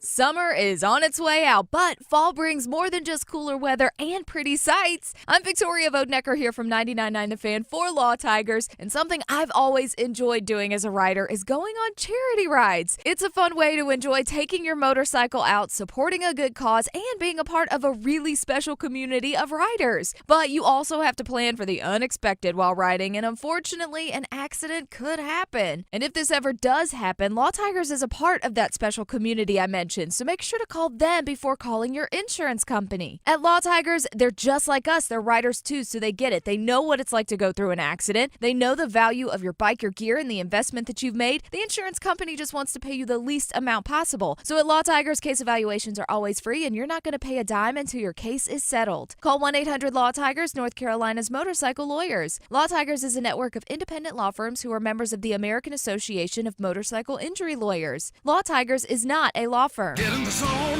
AutoZone. Welcome to the end of summer sale at AutoZone. We're celebrating the end of long days and short nights with big deals for a short time, like car wash. Right now, you can save 20% on the Armor All Complete Car Wash Kit. Need new brakes? Duralast brake pads are free with the purchase of Duralast rotors. We've also got oil deals and more. We're ending the summer right with the end of summer sale at AutoZone. Get in the zone, AutoZone. Restrictions apply. At Planet Fitness, we're declaring it. This is the year of getting stronger, and you can get started now by saving when you join today. We have all the best-in-class equipment you could ever need, and you can work out your way on your time at any convenient location near you. Most open 24 hours. So let's do this. Join Planet Fitness today and save. Just $1 down, $15 a month. Offer ends September 12th. See Home Club for details. Hey friends, Paul Eihander from 99.9 The Fan for FanDuel. FanDuel is getting you ready for kickoff with an offer you don't want to miss. New customers can bet just $5 and get $300 in bonus bets if you win. That's right. Pick a bet $5, and if it hits, you'll unlock $300 in bonus bets to use all across the app. You can build parlays, bet player props, ride the live lines, whatever your style, FanDuel has you covered. The NFL season is finally here, and the only question remaining is, are you ready to play? Visit FanDuel.com/Paul, Paul with a capital P. Download your FanDuel app today and get started. 21 plus and present in North Carolina. First online real money wager only. $5 first deposit required. Bonus issued as non-withdrawable bonus bets which expire 7 days after receipt. Restrictions apply. See terms at sportsbook.fanduel.com. Gambling problem? Call 877-718-5543 or visit morethanagame.nc.gov. Introducing the new Dell AI PC powered by the Intel Core Ultra processor. It helps do your busy work for you, so you can fast forward through editing images, designing presentations, generating code, debugging code, summarizing meeting notes, finding files, managing your schedule, and responding to Jim's long emails. Leaving all the time in the world for the things you actually want to do. No offense, Jim. Get a new Dell AI PC at dell.com/AI-PC. How those ahead stay ahead. This is Adam Gold. We're going to have Seth on the show next week when he gets back from vacation. He was by a pool. What are you doing? Get off Twitter. It's nicer to be on Twitter when you're by a pool anyway. No, just stop engaging with people. The Adam Gold Show.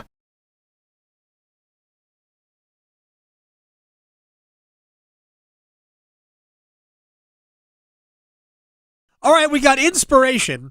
Now in my house, I am a CBS Sports HQ daily viewer. I do this, TV in the kitchen is hooked up to CBS Sports HQ. I push play, I watch, and 2 days ago, Ryan Wilson and John Breech doing a full breakdown. They inspired a segment where we're going to buy stocks. We have bought stocks in NFL teams.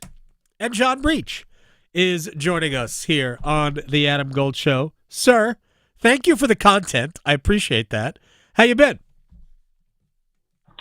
Gold, I'm fantastic. I'm excited that we're headed into week 2, and I've got my portfolio in my pocket ready to check it out with you. All right. Well, I want to start with a couple of things first, because and we'll get into some of the things that I think we both either share or maybe we disagree on. I want to start with the game tonight, though, because I know it was just one game, and it was home against a team like the Lions, who are breaking in 2 new coordinators. But with the Packers' defensive performance, with Micah Parsons on the field, that is game-changing, not only for the division, but isn't it game-changing for the conference? Yeah, absolutely. I think when you look at the Packers last season, their biggest weakness was that they could not beat anyone good. They got swept by the Lions. They got swept by the Vikings. I don't think they beat a single team that finished with more than 11 wins. So they beat up on the bad teams, lost to the good teams, and you're not going to go very far in the playoffs if you can't beat the good teams. So for them to come out and make a statement like this in week 1, I think really said a lot. It really, yes, the Lions lost Ben Johnson, but they still have David Montgomery. They still have Jahmyr Gibbs. They still have a very good offense.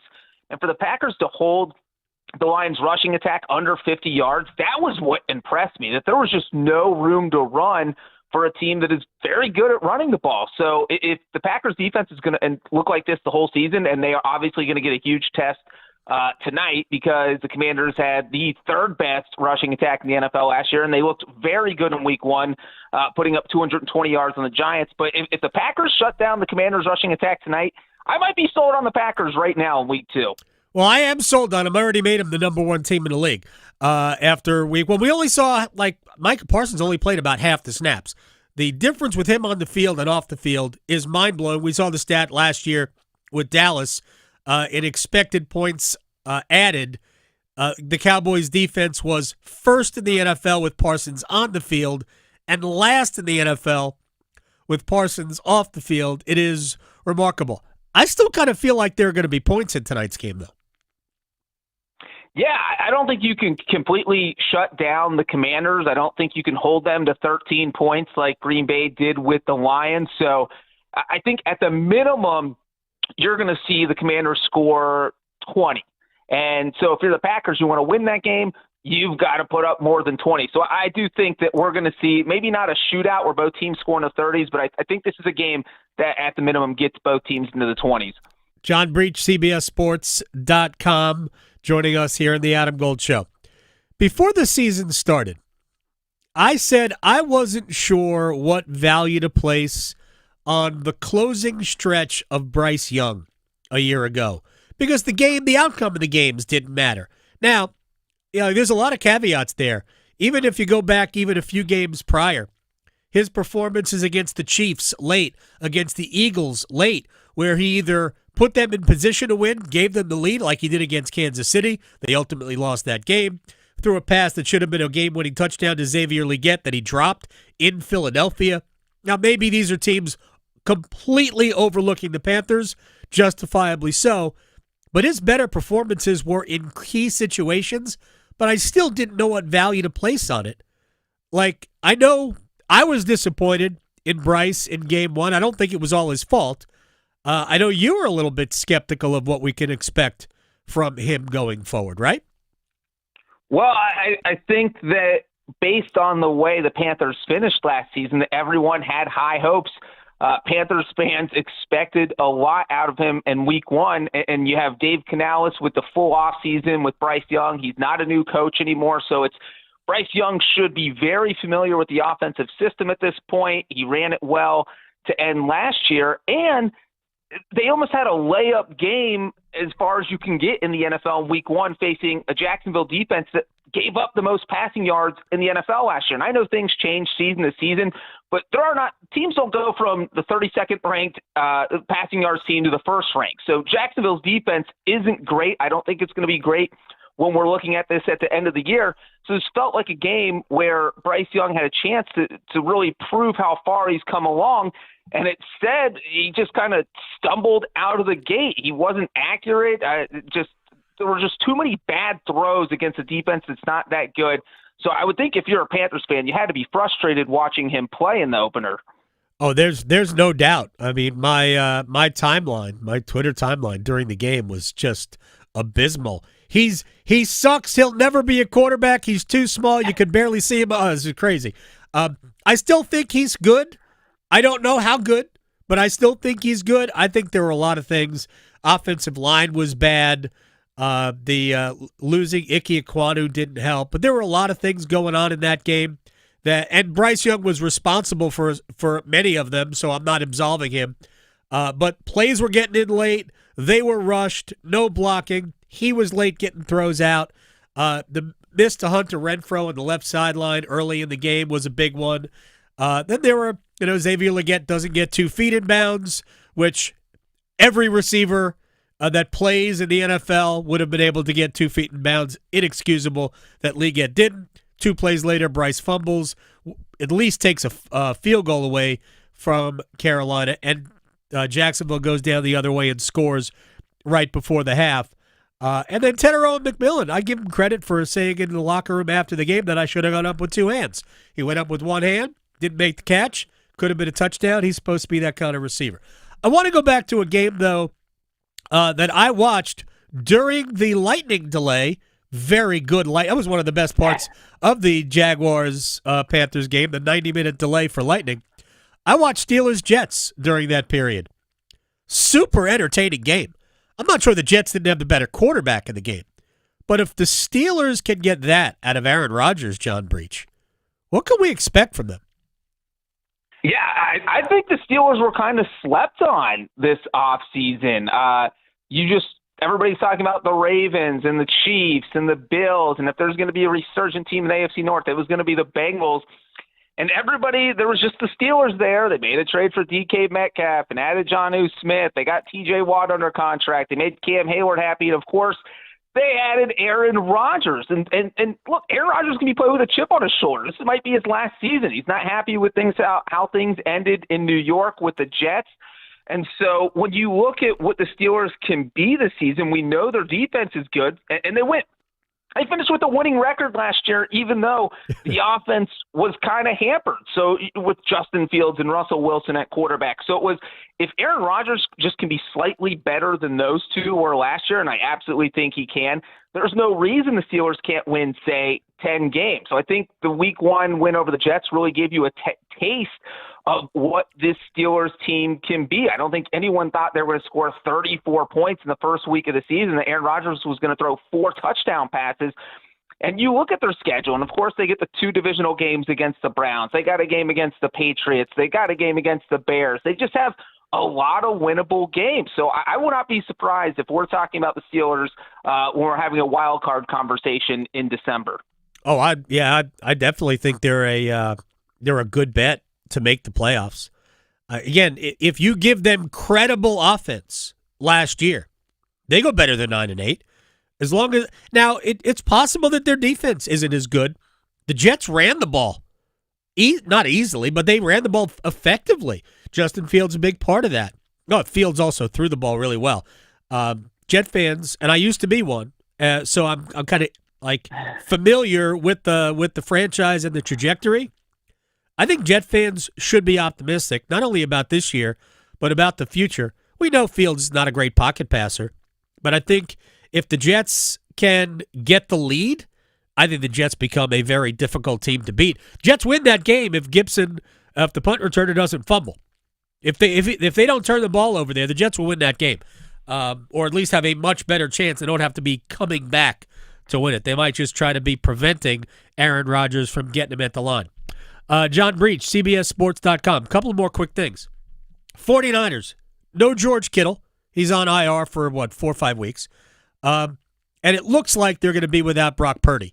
I know they're kind of playing it coy, but if they haven't declared him out, it's very unlikely he's going to play, and they're talking about a 2 to 5 week injury. He's got a shoulder and a toe. The Mac Jones, isn't this who Kyle Shanahan was going to draft third a few years ago anyway? Until they flipped at the last minute and took Trey Lance?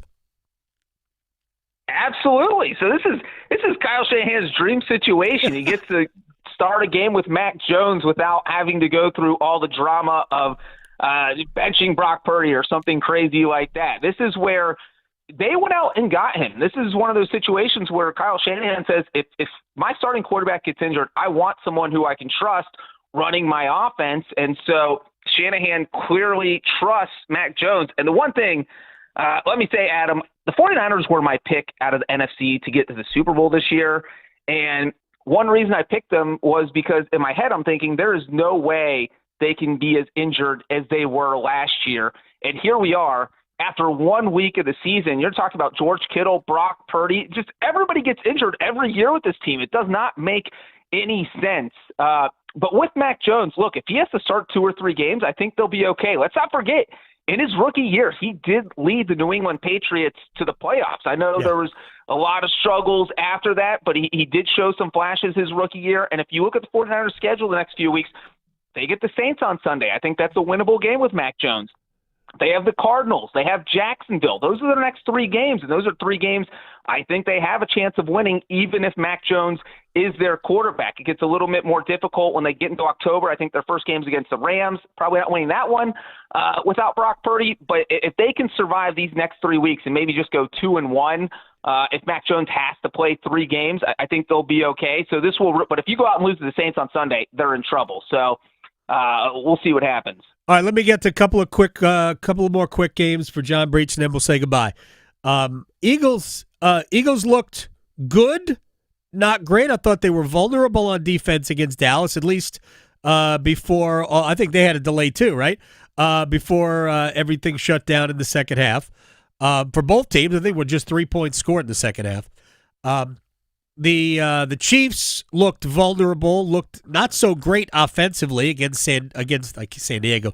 The Chargers in Brazil So what are your thoughts on the marquee game of the weekend? I was more worried about the Chiefs after their game than I was about the Eagles, because it really just looked like the defense, they just looked so slow. They didn't look good at all. And maybe the Chargers are a Super Bowl team this year. I don't know. But the Chiefs just did not look good. And that defense has been so good for so long, and it's been a big reason why they've been a Super Bowl contender since Patrick Mahomes took over. It's not just Patrick Mahomes, it's because the defense has been playing well, which obviously very underrated because we all focus so much on Mahomes. But you had Justin Herbert go out there and throw for over 300 yards, and he didn't look like he barely broke a sweat doing it. So then you have to now face an Eagles team that has A.J. Brown, that has Devontae Smith, and that's on top of having Saquon Barkley, who you have to worry about every single snap. So, I think the Chiefs' defense is a worry. But again, we all overreact to week one. Sometimes it means nothing, and teams fix things by week 2, week 3, week 4. Sometimes it takes a couple weeks. But if I had to make a pick in this game right now, it would absolutely be the Eagles, just because the Chiefs did not look good down in Brazil. When was the last time the Chiefs were home underdogs? And they are a very slight underdog at home to the Eagles. The Bills are one of the biggest favorites on the board on the road at the Jets. Coming off of last week, could this be a problem? Yeah, we saw what the Jets did. We just talked about how the Jets somehow put up 32 points, probably should have beaten the Steelers. And the other part is, look, there's a lot of people that do survivor pools, and I'm guessing Bills over Jets will be a popular pick. But one thing, they just came off this huge game against the Ravens. And I'm not saying Jets is a trap game. It's on the road, divisional game. But they have to turn around and play Thursday against the Dolphins in week 3. So I do feel like when teams play Thursday, there is a tendency, if you go up at all, you want to get your starters on the bench as soon as possible, and maybe not throw everything you have at a team. So once you have the game in hand, that's kind of it. So maybe if the Bills are up 27-10, you pull Josh Allen in the fourth quarter because you have to play Thursday. So it's one of those games. I do think the Bills win, but I think it's probably going to be a little bit closer than most people think. I think games the way the Ravens ran the ball against Buffalo, I give the Jets a puncher's chance the way Breece Hall ran it against the Pittsburgh Steelers. And I know you have an affinity for the Cincinnati Bengals. We've got 2 1-0 teams. The Jaguars are in Cincinnati. And, I'm not really into either. I don't think either are going to make the playoffs. I hope I'm not offending anybody in the Breech household. But what are your thoughts on this game? I'm intrigued by this because I don't really like Jacksonville. And I thought Cincinnati probably got away with it against Cleveland in the opener. What are your thoughts on this? Well, the Bengals have been a horrible week 1 team, so the fact that they are able to steal one in Cleveland, they've got to be thrilled about that. And then you look at Jacksonville. I think Travis Hunter is going to be fun to watch this week. They said he's probably going to play more defensive snaps, which makes sense because now you put him out there because the Bengals have Jamar Chase, the Bengals have T. Higgins. I do think we are going to see an offensive explosion from the Bengals. I wrote an article on CBSSports.com, actually, that's going out today about how Joe Burrow has been able to rebound in his career from games where he was held under 200 yards passing.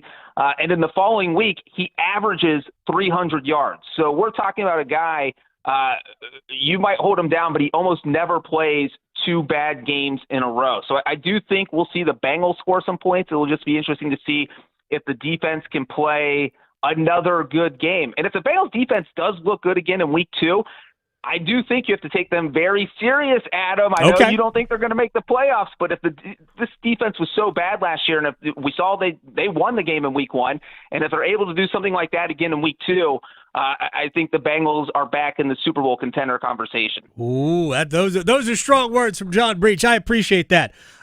Thank you very much for making my Tuesday so much brighter, you and Ryan Wilson on CBS Sports HQ. I'll talk to you very soon, my friend. Thanks for having me, Adam. He was the inspiration. Well, they were. That whole segment was the inspiration for our stock market thing. I went back into the bullpen area where everybody warms up for the next show, and Tim Donnelly and Dennis Cox and where are out my there. Garden is. Have you seen my garden? Lovely, lovely. They were talking about it. Oh, there They you were go. like, oh, my gosh, what a great idea. How do we take that?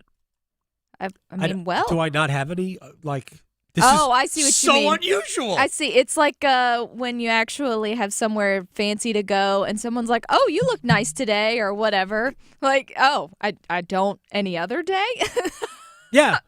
Like on the days I have a collared shirt. Now, I'm wearing a golf shirt today, so it's not a big deal. But like on days I'm wearing like a button down. Yeah. Oh, don't you look nice? I'm like, excuse you? Yeah, thank you. Well, rude. So look, they've got a budget for stuff down there. What do we have? Oh, wow. A budget? What do we have? I mean, nothing. Well, we'll have something. Anyway, I don't care. So, anyway, what were we talking about? Oh, the John Breech. Yes. His dad was the longtime kicker for the Bengals. Oh, wow. Okay. Also named John Breech. Wow. He's John Breech Jr. And I was wondering, when I first started hearing him, they used to do a daily football podcast, which, frankly, they should still do at CBS. That's where, Will hosted it, Ryan Wilson. That's how I know these guys. Yeah. They were awesome. Mm-hmm. And I'm like, John Breech, is that yes. Mm-hmm. Same it is, guy. in fact. The son. But they do a great job. Love talking to him. All right, when we come back, we'll stretch, we'll place bets. What did I tell you yesterday? Guaranteed money. Yeah. FanDuel handing you money. Yeah. Take it. I'll tell you who next. Talking sports so you don't have to pretend to know stuff. The Adam Gold Show on the North Carolina Sports Network. Hey, it's Adam Gold from my friends at FanDuel, America's #1 sports book, getting you ready for kickoff with an offer you will not want to miss. New customers, bet $5, get $300 in bonus bets if you win that $5 bet. That's right. Pick something fun, easily winnable. Bet $5, unlock $300 worth of our money in bonus bets to use all across the world's greatest app. Build parlays, player props, whatever. The NFL is here. FanDuel.com/AGS, FanDuel.com/AGS. Download the FanDuel app today and get started with FanDuel and have some fun this season. 21 and over and present in North Carolina. First online real money wager only. $5 first deposit required. Bonuses issued as non-withdrawable bonus bets, which expire 7 days after receipt. Restrictions apply. See terms at sportsbook.fanduel.com. Gambling problem? Call 877-718-5543 or visit morethanagame.nc.gov. At North Carolina Farm Bureau Insurance, you're more than a policy. You're family. With offices in every county, we're close by when it matters most.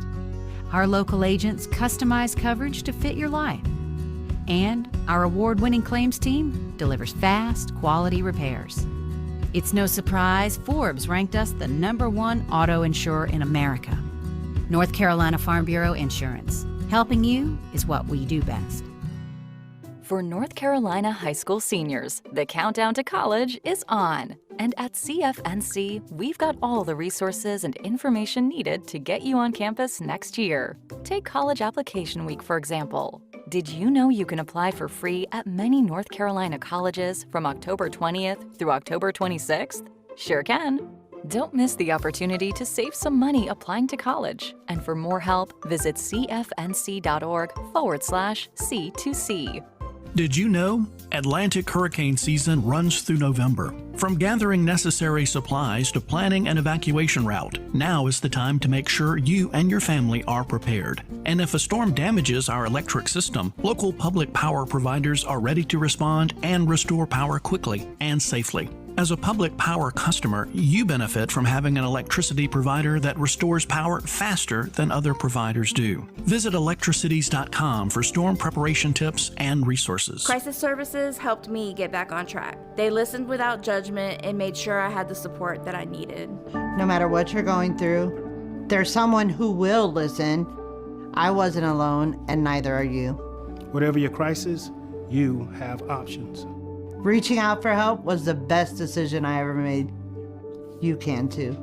It's okay to need support. No matter your crisis, you have options. Visit ncdhhs.gov/crisis services. Now, all across North Carolina, it's Carolina Newsmakers. Each week, Leaders from politics, education, business, and the arts join Don Curtis to share insights and ideas shaping our state. Listen on radio stations throughout North Carolina and on demand at carolinanewsmakers.com. Carolina Newsmakers is presented in part by the North Carolina Academy of Family Physicians, advancing family medicine in North Carolina since 1947. North Carolina ranks second in the nation in potential agricultural land lost by the year 2040. The NC Forever Farms program supports the preservation of family farms through permanent agricultural conservation easements and has received a record number of applications for 3 straight years. Landowners interested in preserving their working farm through the Farmland Preservation Division of the North Carolina Department of Agriculture and Consumer Services can learn more by visiting ncadfp.org. This is Adam Gold. Soap attracts dirt, right? That's what soap does. It attracts dirt. Right now, Bill Belichick is soap. That's what he is. Yeah. He's soap. Yeah. He's attracting all this dirt. Or he's like an overripe banana and it's attracting all these gnats. The Adam Gold Show.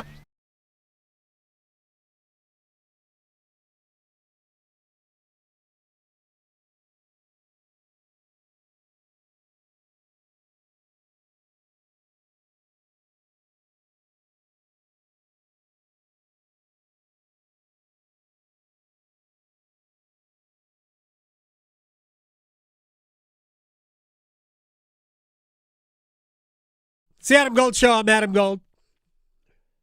I got to get lost in that song. I know, me too. McCartney and Leonard were very different as songwriters, weren't they?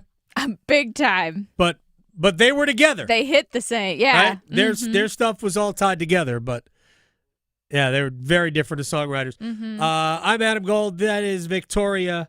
She is the DJ of the outfit. We got a lot of stuff to do today. We're gonna stretch and place bets in a second. Mike Maniscalco will help scratch our hockey itch. I know. Next hour.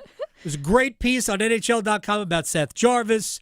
Kirill Kaprizov turned down $18 million annually from the Minnesota Wild, and Elliot Friedman had something very interesting to say about that, which should make everybody think going forward. I'm not saying about the Hurricanes because that's not what I'm talking about, but about where we're headed. We got a lot of stuff to do, yeah, but we're going to stretch.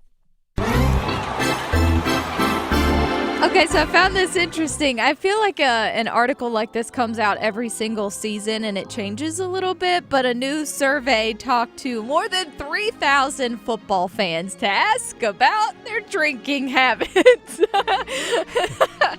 And so they basically had a rough idea of the heaviest drinkers in the league versus the lightweights. So do you want to just guess who the heaviest drinkers in the NFL, at least from this record, is from the 3,000 football fans? Heaviest drinkers in the NFL, the Jacksonville Jaguars. Ah, see, that would make sense. Especially, maybe that's why David Tepper wanted to, throw his drink out at them. Because, he thought that they were heavy drinkers. No, it's actually the next matchup for the Panthers, Arizona Cardinals. Okay.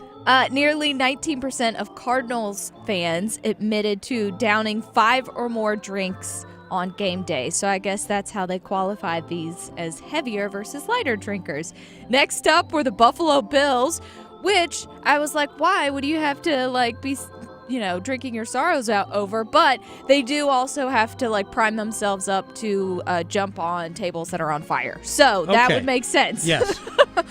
Do you want to guess? The Carolina Panther fans were in there on the heavier side. Do you want to guess where they are? We're in the top 10. So if you want to... 6th. We're 4.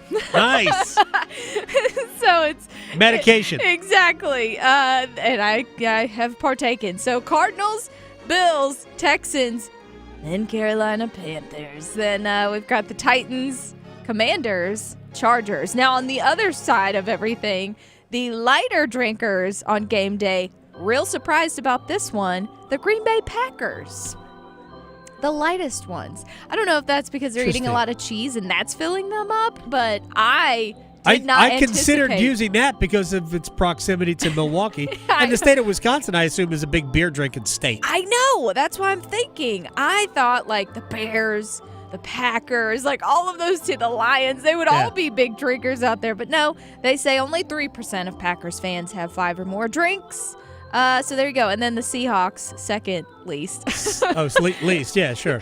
So, and then Steelers. Like, what are you doing up there? Iron City, they're not like mainlining Iron City beer? I don't know. I would think maybe you'd have to drink more to warm you up, too, because it actually snows out there. But I don't know. We're wrong. So there you go. Yeah. And the team you would expect to be maybe number 1, the Cleveland Browns, they came in the 20th. So out of 32. So we're in the middle. So there you go. We'll see how that changes for the Carolina Panthers after this season. But first, we got to place some bets. Place your bets. Place your bets. Here we are. I bet you slice into the woods $100. Gambling is illegal in Bushwood, sir, and I never slice. Okay, you can owe me. I owe you one. I told you yesterday. It was a stone cold lock. Phillies minus a 1.5, over 7.5 against the Mets. If the Mets aren't starting a rookie pitcher, they got no shot. Mm-hmm. And the bullpen's no good right now. Easy. Yeah. Phillies scored, I don't know, they won 11-3. Yeah. Come on. I know. We're giving money away. Take my advice. You go first. Okay, so the Cubbies bet came through. That was all I made, plus 150 yesterday, and I put real money on it this time. There you go. So, yes. That and the under, which is what I wanted, that would have been even better. Look at us go. We're just winning. Charlie Sheen, which I watched that last night, too. The Rays and the White Sox are matching up today. Give me the Tampa Bay Rays because the White Sox stink. Over 7.5, plus 200. All right, I'm going to just be real quick here. Wake plus the points, over 52.5. State wins. The Commandos plus the 3.5, over 48.5. That's plus 200. And the same bet we made yesterday on the Phillies, do it again. Questioning goalie interference calls since day one. The Adam Gold Show on the North Carolina Sports Network. What?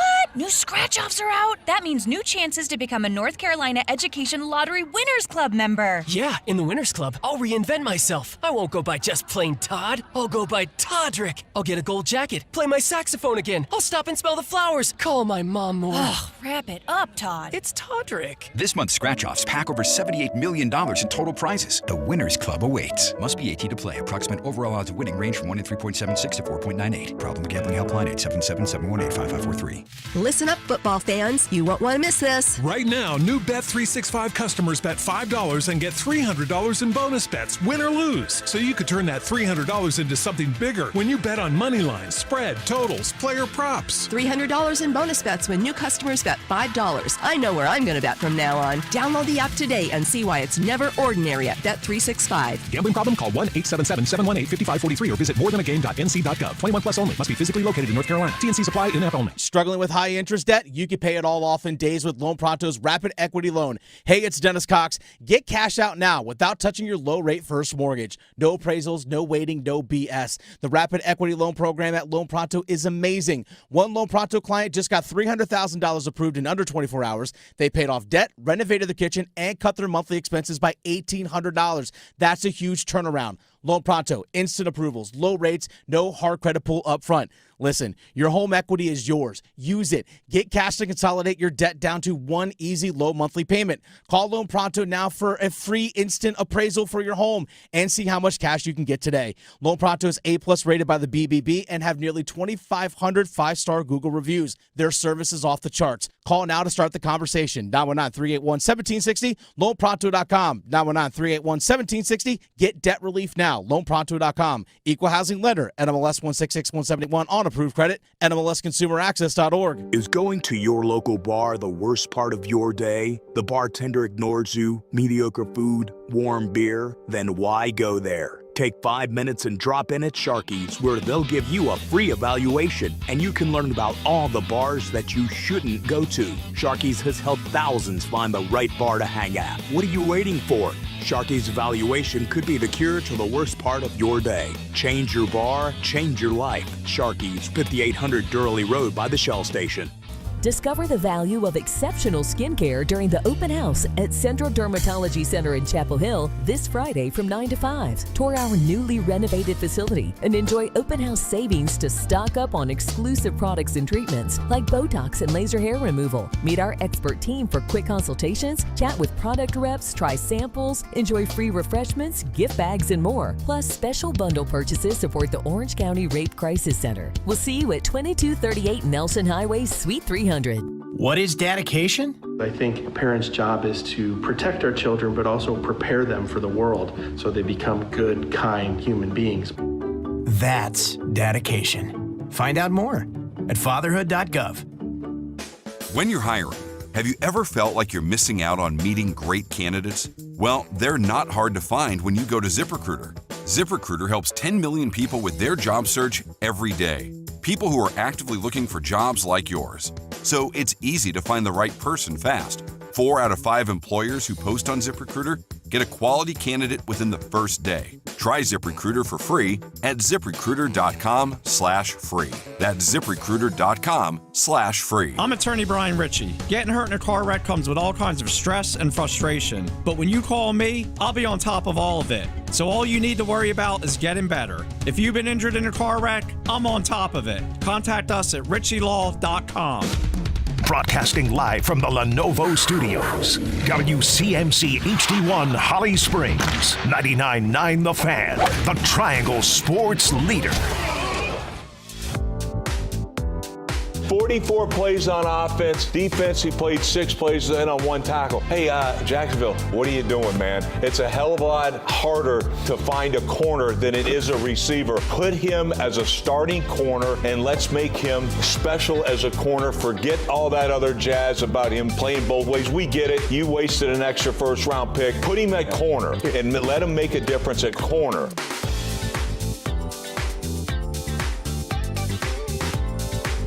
Well, it does appear that Rex Ryan will have his wishes granted. The Jaguars more likely, they say, to feature Travis Hunter a lot more at cornerback than they did in week 1, which he didn't play a ton of snaps on the defensive side of the ball at all. No.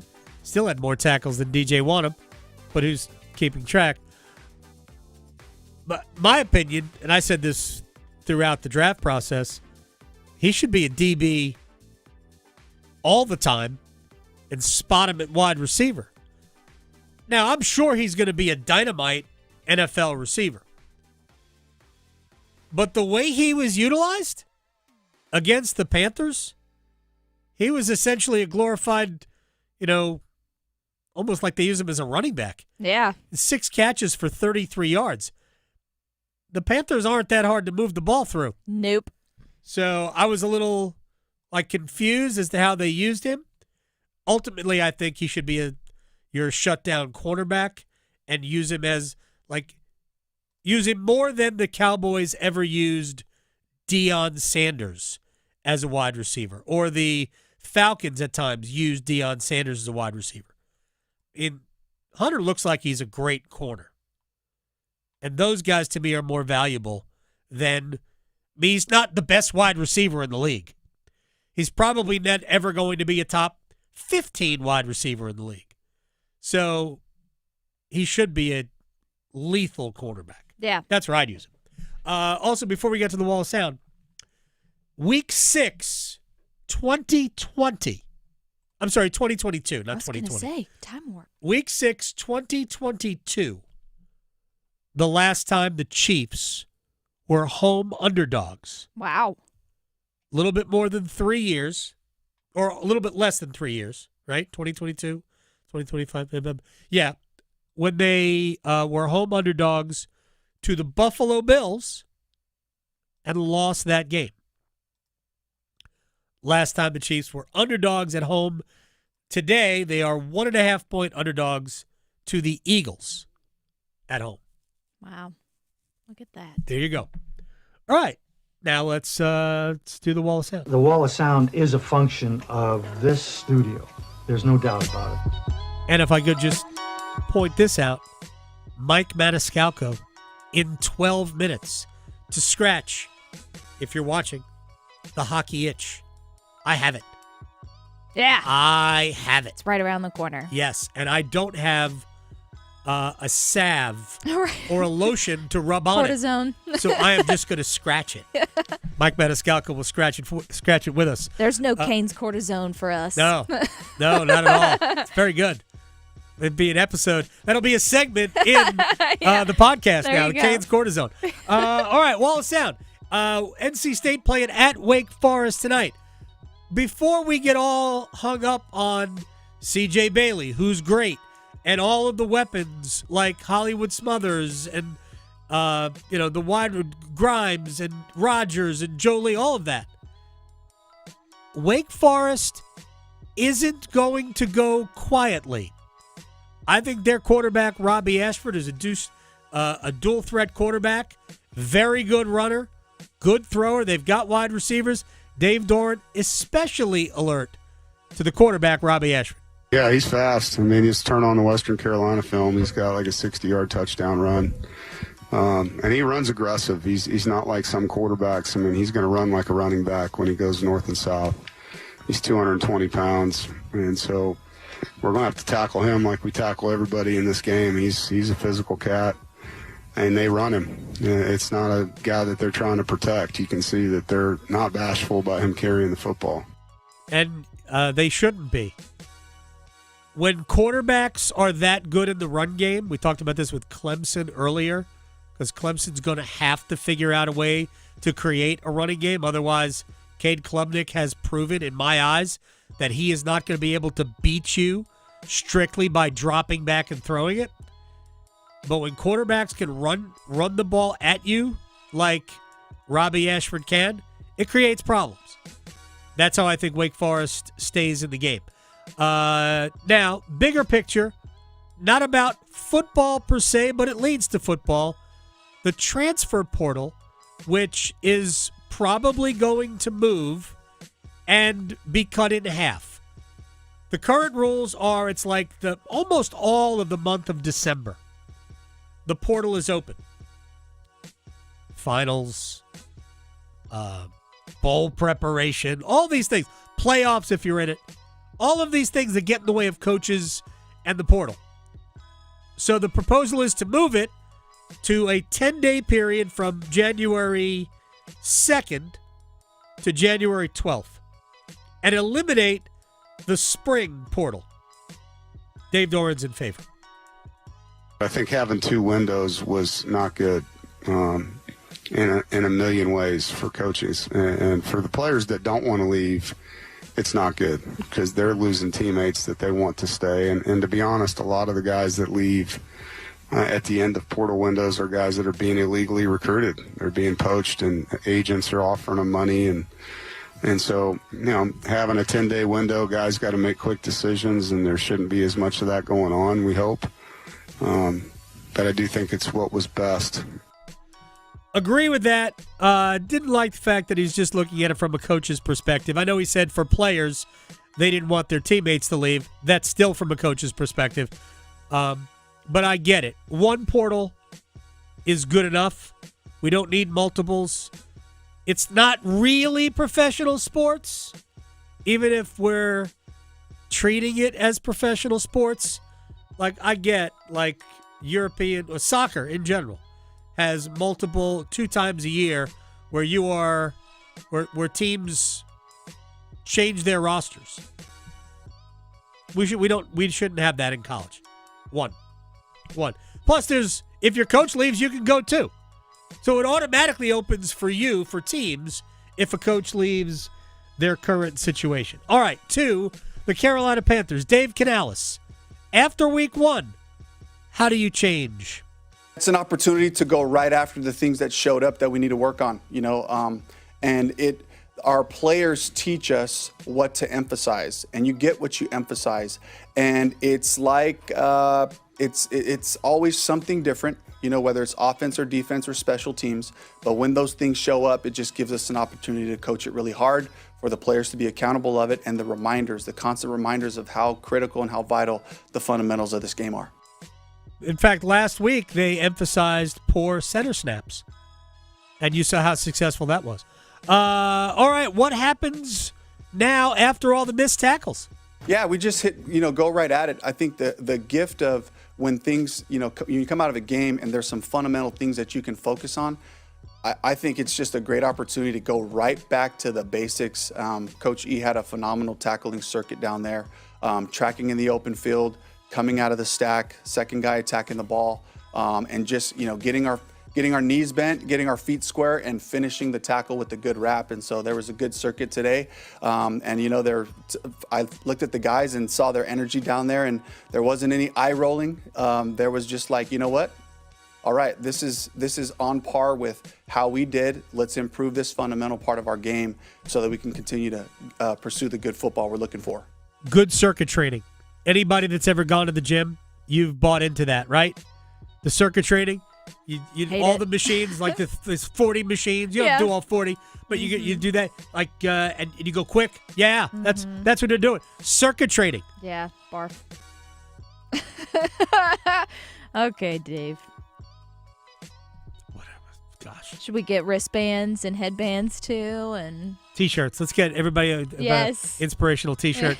All right. Well, we do need to know because Yash Nyman was not good, right? Subbing in for Ike Ekwonu. Do we have an update, Dave? He had a great day today. We got him all the way through Indy, got into some team drills. He was limited. We didn't feel like we could throw him out there for a full practice quite yet, but he looked great. He looked strong. He was asking for more. We told him tomorrow we're going to pad up, and that's going to be a great day to, keep building on this. Going to pad up, and Ike Ekwonu, they need him. yes, They absolutely need Ike Ekwonu. the good Icky too. Yeah, well, that would be good. He had an appendectomy about 2 weeks ago now. Mm-hmm. I know he wanted to play in the opener, didn't. Hopefully, we'll see him back out there on Sunday in Arizona. When we come back, time. I've been wanting to talk hockey. This is a perfect night to do it. We've just got two football games that we care about here to preview. Nothing from last night. Mike Maniscalco, I have his phone number. So we're going to talk Canes next.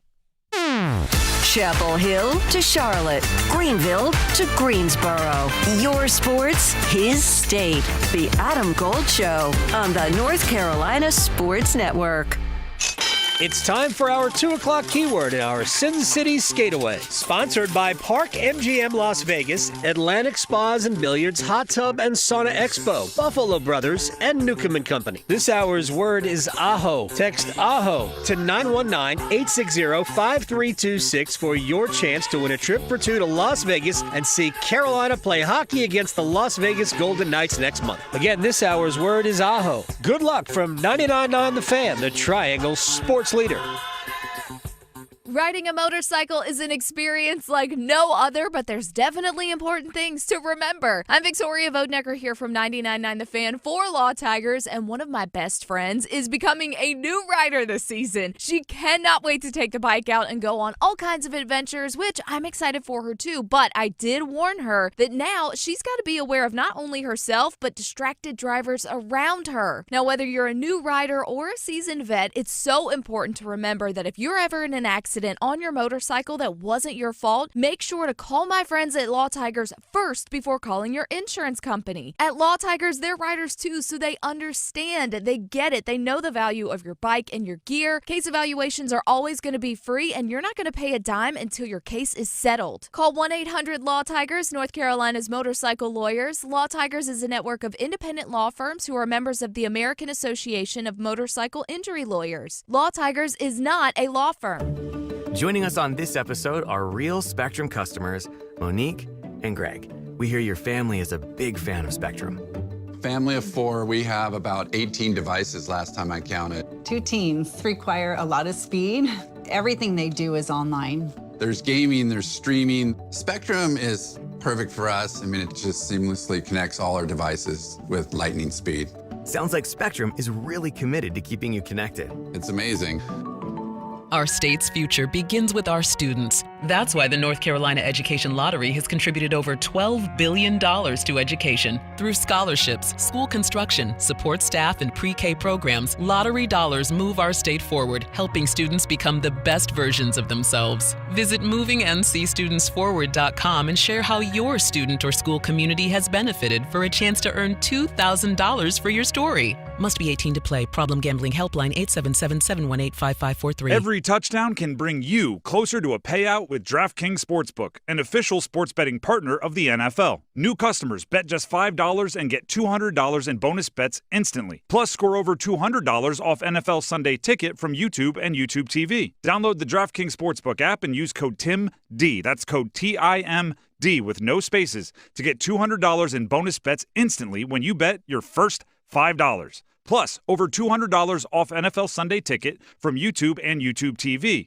In partnership with DraftKings, the crown is yours. Gambling problem? Call 877-185-543 or visit morethanagame.nc.gov. 21 plus, North Carolina only. Eligibility restrictions apply. Bonus bets expire 7 days after issuance. See sportsbook.draftkings.com/promos. NFL Sunday Ticket offer for new subscribers only and auto renews until canceled. Digital games and commercial use excluded. Restrictions apply. Additional NFL Sunday Ticket terms at youtube.com/go/NFL Sunday Ticket/terms. Limited time offer. Actual price will depend on product and subscription plan. Featured products are compounded drug products, which the FDA does not approve or verify for safety, effectiveness, or quality. Prescription products require an online consultation with a healthcare provider who will determine if appropriate. See website for details, restrictions, and important safety information. Want a boost in and out of the bedroom? Hims has you covered. Introducing a new 2-in-1 approach to level up your game. Tadalafil for better bedroom performance and zinc for testosterone support. Turn things all the way up and find affordable treatment options at up to 95% less than brand names at hims.com/joy. That's hims.com/joy.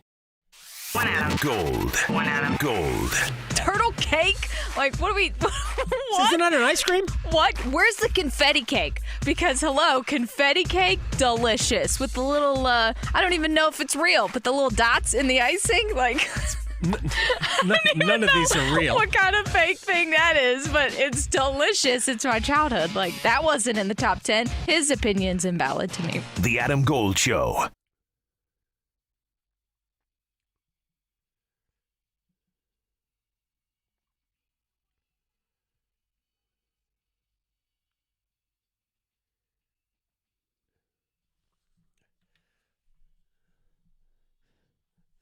It's the Adam Gold Show. I'm Adam Gold. Victoria on the ones and twos. I have mentioned this, I don't know, almost every day this week. I'm ready. It's been too long. I have an itch. I have a fever. And never mind. I'm not going to do Christopher Walken. I need more cowbell. We need hockey back in our lives. Mike Maniscalco, the voice of your Carolina Hurricanes, joins us on the Adam Gold Show. Sir, you're ready, right? Yeah, and hopefully, Adam, by the end of this season, we'll all be wearing gold-plated diapers, whatever that means. Yeah, ready to go. That's a terrible walking impersonation. Yeah. But yeah, I'm with you. You get to this point in the off season, and for me, it was actually last week where you look at the schedule and you're like, man, I could use one more month, or let's let the season start tomorrow. And the closer you get to it, it's like, all right, let's just go. Let's just get everything going. And before you know it, training camp is going to be opened up next week, and we're going to have some games that have some important to talk about. Mike, when I walk into a room just like you, except when I walk in, I make gold records.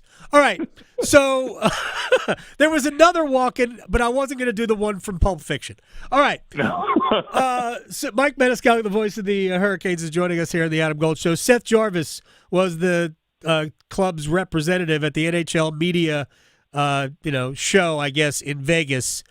And first of all, super personality. They couldn't have picked anybody better to do that. Second time he's actually done it. But my takeaways, in some ways, were negative. And I think you'll agree with me with this one. this is no offense to the company, and I know they have improved greatly. Domino's, best pizza in Raleigh. Yeah, he's still young, Adam. So you got to get him. You got to get him out. And again, remember, these are guys who, they're. I got to give all of the respect in the world to head strength and conditioning coach Bill Berniston and Kristen Parigi, the dietitian. Yeah. They're trying to make sure that these guys aren't going to the places like Oakwood /Capitol Pizza Box or Lily's or come on, we got better. Domino's or fine. to Linwood Grill. I mean, I will literally spread the pizza love around Raleigh for where to go. But that way he knows he doesn't have to leave the house. And, right. He's from Winnipeg. I'm not really sure what the pizza is like in Winnipeg because I've never ordered it. I'm sure it's deep dish. It's too close to Chicago. We also found out he can't drive. He wrecked the NASCAR simulator, and it took him however long to hit targets in the target shooting. Rod Brindamore is not going to be happy about that. But in the grand scheme of things, we saw great personality from Seth. We know we see that all the time. But when Mitch Marner lists him as one of the most underrated players in the league, maybe that'll change when he becomes rightly rated. But I have such good feelings about Jarvis's future with the Hurricanes, maybe better than I have of any other player on the roster. No, I think that's a fair assessment, Adam. And I think the reason for it is when you take a look at how his game really from that first year where he was the surprise to make the team to now he is a consistent 30-goal scorer. Like you can pencil him in for 30 goals. And not only that, he does it without sacrificing 1 inch of defense. If anything, he's become a incredible defensive player. On the penalty kill, you can trust him to be in the defensive zone to take draws late to help out because he's a bulldog on the puck. He rarely, if ever, loses a 50-50 along the boards. He is just a competitor, and he's one of those guys where don't let the personality and the demeanor off the ice fool you. When he's playing, he's about one thing, and it's about winning. And he's the guy who I can see if this team is going to get over the hump, maybe there's another level for him to get to, and I think possibly there is offensively, and maybe a little bit more on the power play that you can get to. But he is a special player, and the Canes are truly lucky to have him. And they did the great thing of locking him up last year long term with a deal that only Eric Tulsky and accountants, thank God I'm married to one, can understand because I've tried to break it down, and it is what it is. But no, this is I think for Seth Jarvis, this is a truly big year for him.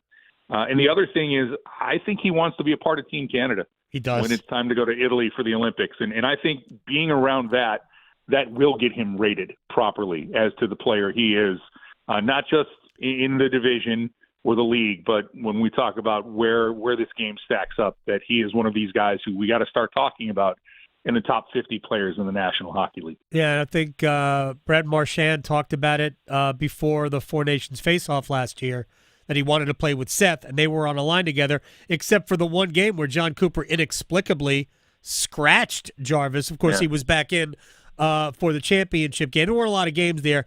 I expect Jarvis, as long as he's healthy, to be a part of Team Canada and be a factor for Team Canada, because you can't just have guys who are out there to score. Now, Jarvis can score, but you brought up a point, and it's funny. You go back and you look at Seth Jarvis's trajectory as a player. Year one, he had the 17 goals or whatever it was. He had 40-some. Like, he had a really good year. Year two, the numbers went down, but he was a way better player in year two because he became a reliable defender, and now we're seeing everything that's happened since then. I do think that we are headed for a day where Jarvis and Aho's numbers look identical, and that's a good thing. And then you add the fact that I've joked, I've called Jarvis like Canadian Teravainen, because they think the same way, which is, I think, why Rod doesn't want to move Seth to the middle, because he wants Aho and Jarvis to be a thing for a long time. And my assumption is they'll play with Nick Ehlers on the left side with Jarvis on the right, although they could flip if they wanted to. So that's just my guess. Yeah, I will see. I mean, there's a couple of things as we get closer to camp of who's going to play on what side, who will play with who, and of course the big question of who the 2C is. But I think that the top line, at least on paper, the intention is it's going to be what you just said, that it'll be Aho with Ehlers and Jarvis. And I think that combination, when you say in the future, I think the future's now. I think that Seth Jarvis can have a season point-wise comparable to Sebastian Aho, especially if they're running mates all year long. I would hope so. You brought up Jarvis made the team. He was a surprise, and he was. He had the great prospect showcase there, and I remember hearing stuff from people around the team. They're like, this guy, he might be ready now. And they couldn't send him. They didn't really want to send him back to junior because that was the other option because he was going to do nothing there. He was too young. He couldn't play in the AHL. So there was nothing for him to do in junior. So they were going we'll just keep him around. And he played, and he went, well, we got to keep him because he's that good. So, and last year, Jackson Blake had that kind of a training camp to make the team. So my question to you, Mike Maniscalco, voice of the Carolina Hurricanes, who is this year's Jackson Blake, if there is one? It's a good question. I don't think there is because if you look at the roster, there's just no room at the end. Right. It's all loaded with NHL players. But if there is one, the easy name for me to go to is Bradley Nadeau. He is getting to that point of how he has performed in the AHL, Adam, and he's still young. So I don't think that there would be actually anything wrong with a little bit more seasoning where you can get a little bit bigger and stronger because there's, he's not going to be, you're going to look at him and he's going to be one of those guys where people will turn to you and go, he's 12, just from the appearance. And for him to have another year of getting bigger and stronger and being in the system, that'll give him, I think, a better shot of succeeding in the NHL. Not saying that he won't, but just saying that it'll be a better shot for him when he gets the chance. But I honestly think right now he would be the one who, if I, say, all right, here's a golden ticket, maybe he can cash it. But you just take a look at the roster. There's no room for anybody this year, especially with how Jackson Blake emerged last year. So, that's the one thing that this organization is starting to do really well, Adam, is fill their own gaps with who they've drafted and who they've brought in. And you can start with Jarvis a few years ago, Jackson Blake last year, and now it's good when you've got these young guys who are knocking on the door saying, you got to find space for us, and we'll see. But I think out of camp, and I could be wrong because I didn't see Jackson Blake making the team out of camp last year, but I don't see anybody when they break away and divide the teams between the Wolves and the Hurricanes that there's a guy who makes the roster that we didn't see coming. I think the roster's pretty set. Now it's just a case of seeing who plays with whom and how that'll work for Rod Brindamore. I'll give you one name, not a forward, who I think could be this year, but I agree. I don't think anybody's going to make the team at a training camp that you don't expect barring injury. But I'll give you Charles Alexis Legault as a right shot defenseman to push for time. Yeah. And again, that's another one of those things where I look at if this is you and I clearly remember the wilderness era of the Carolina Hurricanes where we were just wandering looking for light anywhere. He would have been a guy who could have really cracked the lineup. Yeah. And in this situation, what I just said for Nadeau, here's where it's a good thing for every Canes fan who's listening right now to me and you talk about this. You don't have to force him into the lineup. Right. He will force his way into the lineup. Not meaning that you got to put a guy in who might not be ready for prime time. And another year for him, the same thing for Nadeau, for Legault, the same thing for me. You put him down in the AHL. For me, that's the second best league in the world. I know everybody loves the KHL, but you play there. You're playing against older guys. You're going to get stronger. You're going to be in the system.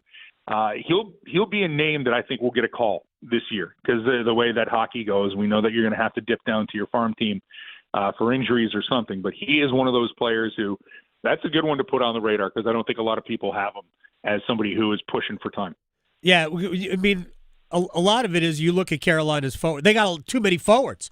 Right, and I didn't bring it up the other day, and I know this is going to sound weird, but Kevin LeBanc on a PTO, is like he may just be ticketed. First of all, 3 PTOs they brought in: Shillington, Smith, right, and LeBlanc. These guys or LeBlanc.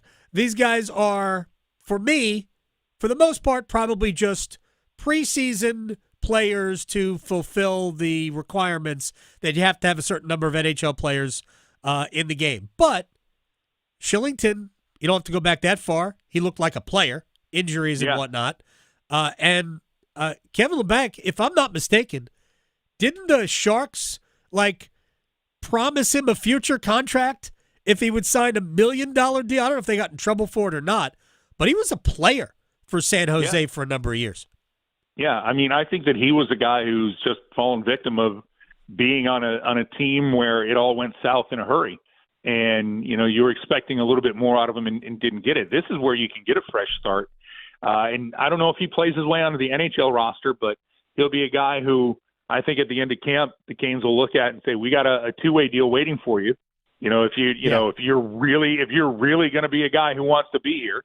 And I look at what Tyson Jost did last year, and not in a bit of a, not the same, but a similar situation. And, he filled a big role for that team when they needed him. And, the stats aren't eye-popping, but he was a guy you could put in the lineup and you could trust him every night that you play. And now for a guy like LeBlanc, he could come here and get that opportunity. For Shillington, he has dealt with a lot in his career. There were a couple of years ago in Calgary, they were high on him, and they were thinking he's going to be a guy who's going to be in the rotation. He's going to be a part of this for a while. And then, just things off the ice, injuries and other things really added up for him. And now he gets I think what you're starting to see here with this organization too, with players like Kevin LeBlanc and Oliver Shillington, and you run down the list of what they have, they know what they're going to get in the head coach here, which is straight talk, right answers. They're not going to be hey, come here and we're going to give you. You want to play for a guy who's going to say, if you do everything we ask you to do, there's a spot for you.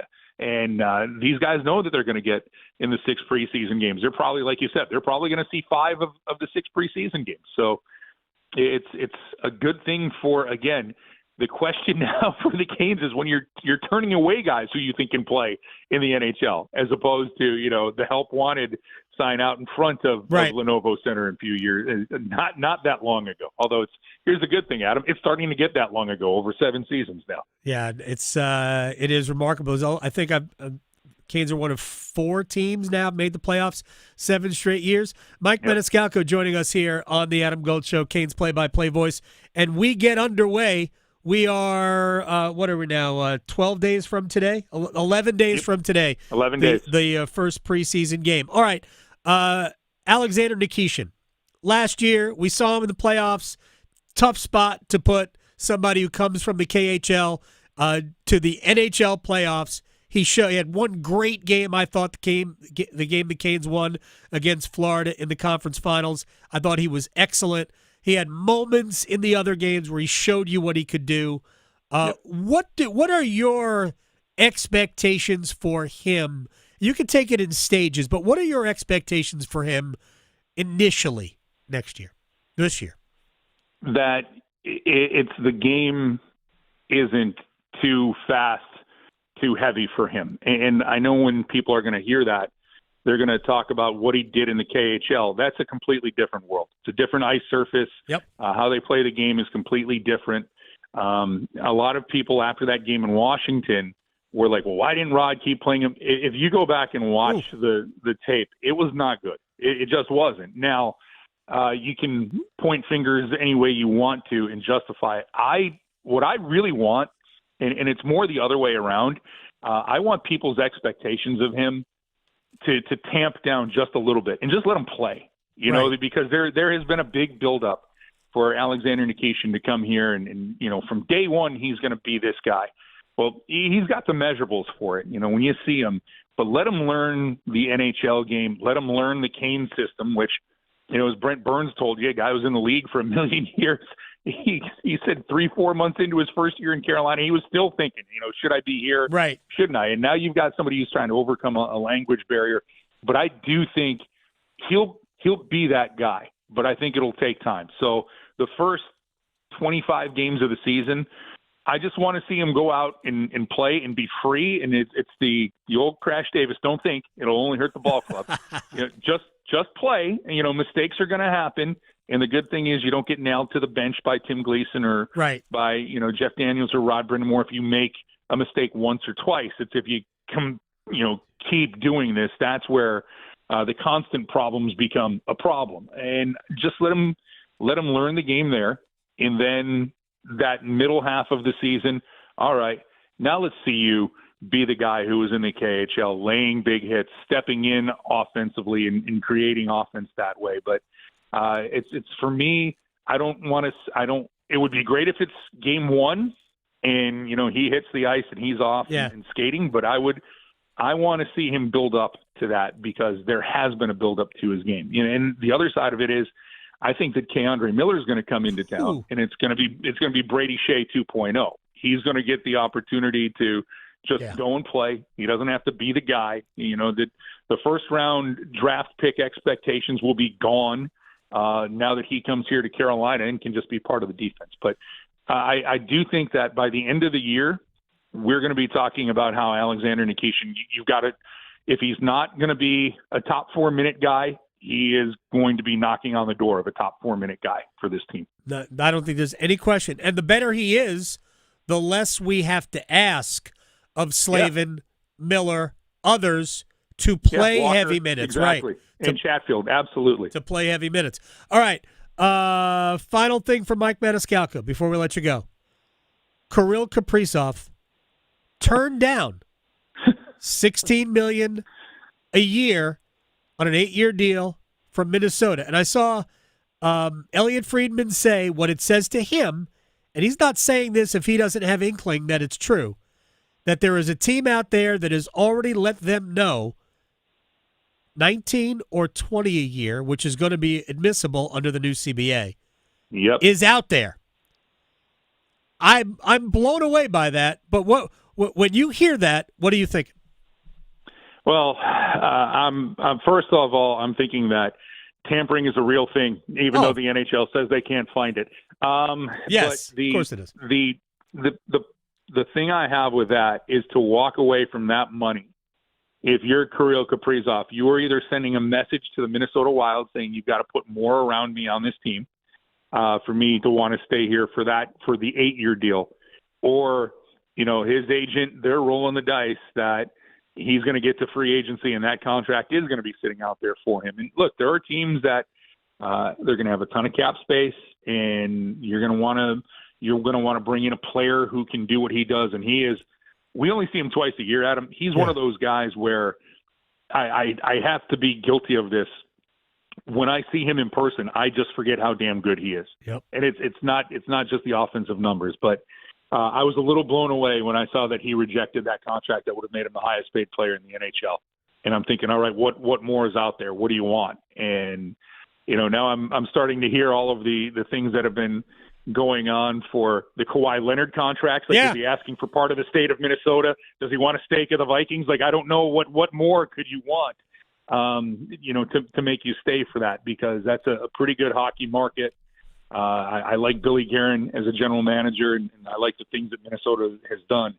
That set my radar off to that. There's something there that, that's above my pay grade, AG. Yeah. But it's one of those things where I definitely started reading up as much about it as I can. And you're right about Elliot Friedman. If he has something like that, he's just not putting it out there. There's somebody out there saying, they're willing to give him $19-20 million a year if it comes down to it. I think they probably said, look, you've got 10,000 lakes. I just want 5. So that's fine. You get what you can in negotiation. Mike Maniscalco, Hurricanes play-by-play man. I'll see you very soon. I know you'll be out there on Thursday, a week from today when training camp starts. You'll be out there before then, but I'll see you Thursday. I'm coming out Thursday. You got it, Adam. We'll see you there. You got it. Mike Maniscalco, at Mike Maniscalco on Twitter. All right. We've already played a new game today, the NFL stock market. We'll explain what that is again, just in case anybody wants to get on board with it. You can do that. Yes, and you have to give your email again because people on the YouTubes were asking. Oh, really? agold@999thefan.com. agold@999thefan.com. It can't be any easier than that. There you go, Harry S. There you go. And it's a stock market game. I'll explain the game when we come back.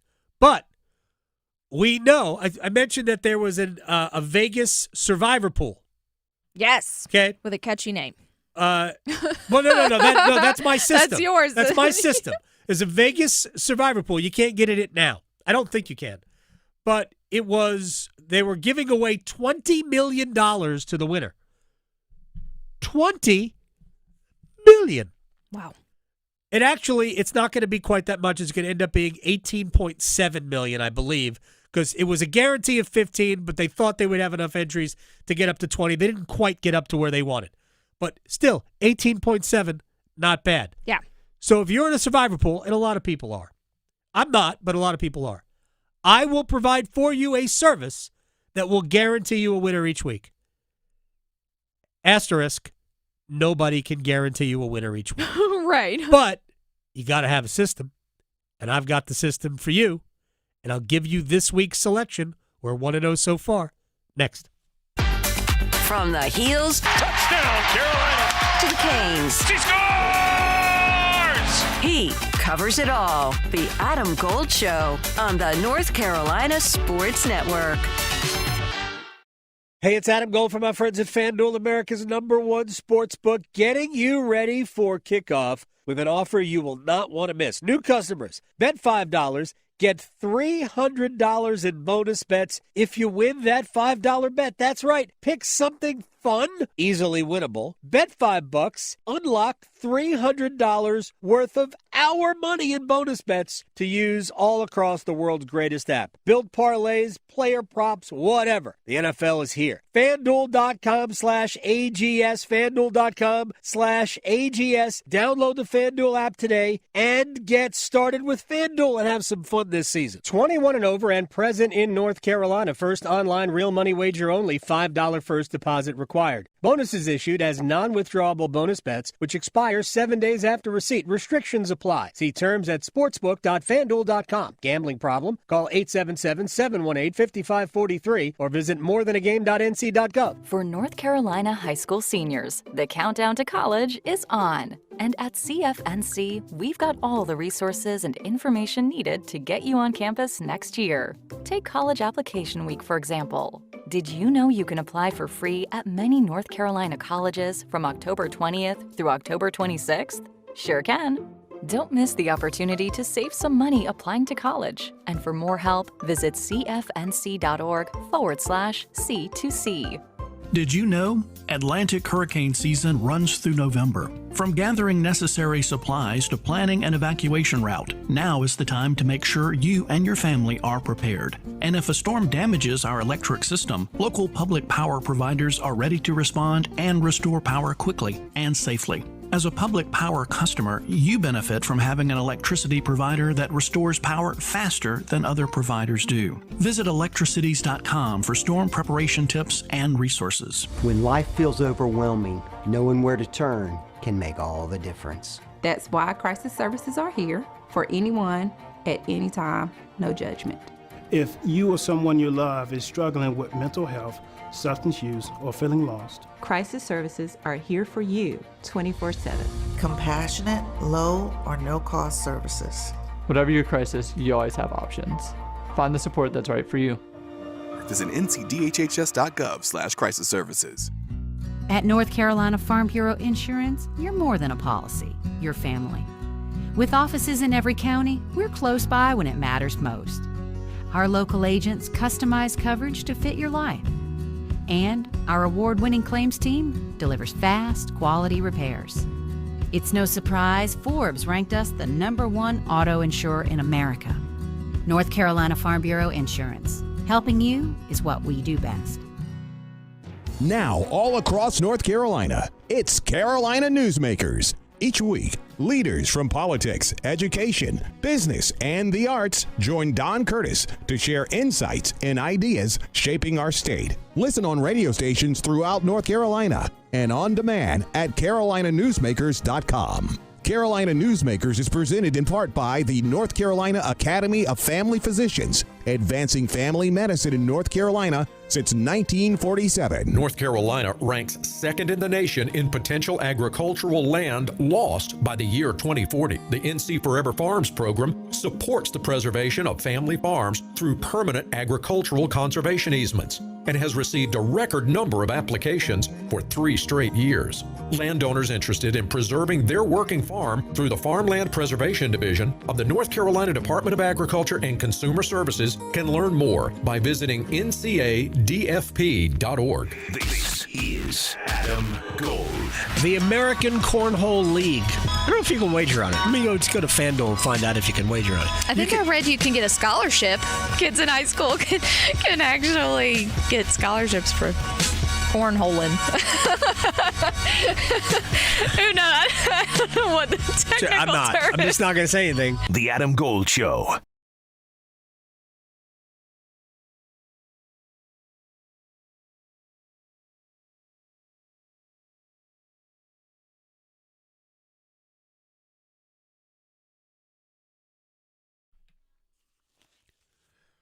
It's the Adam Gold Show. I am Adam Gold. We're going to rewind it a little bit. Victoria's on the 1s and 2s.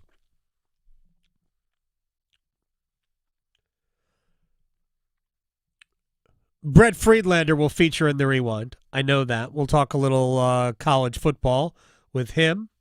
We've got Wake and State tonight.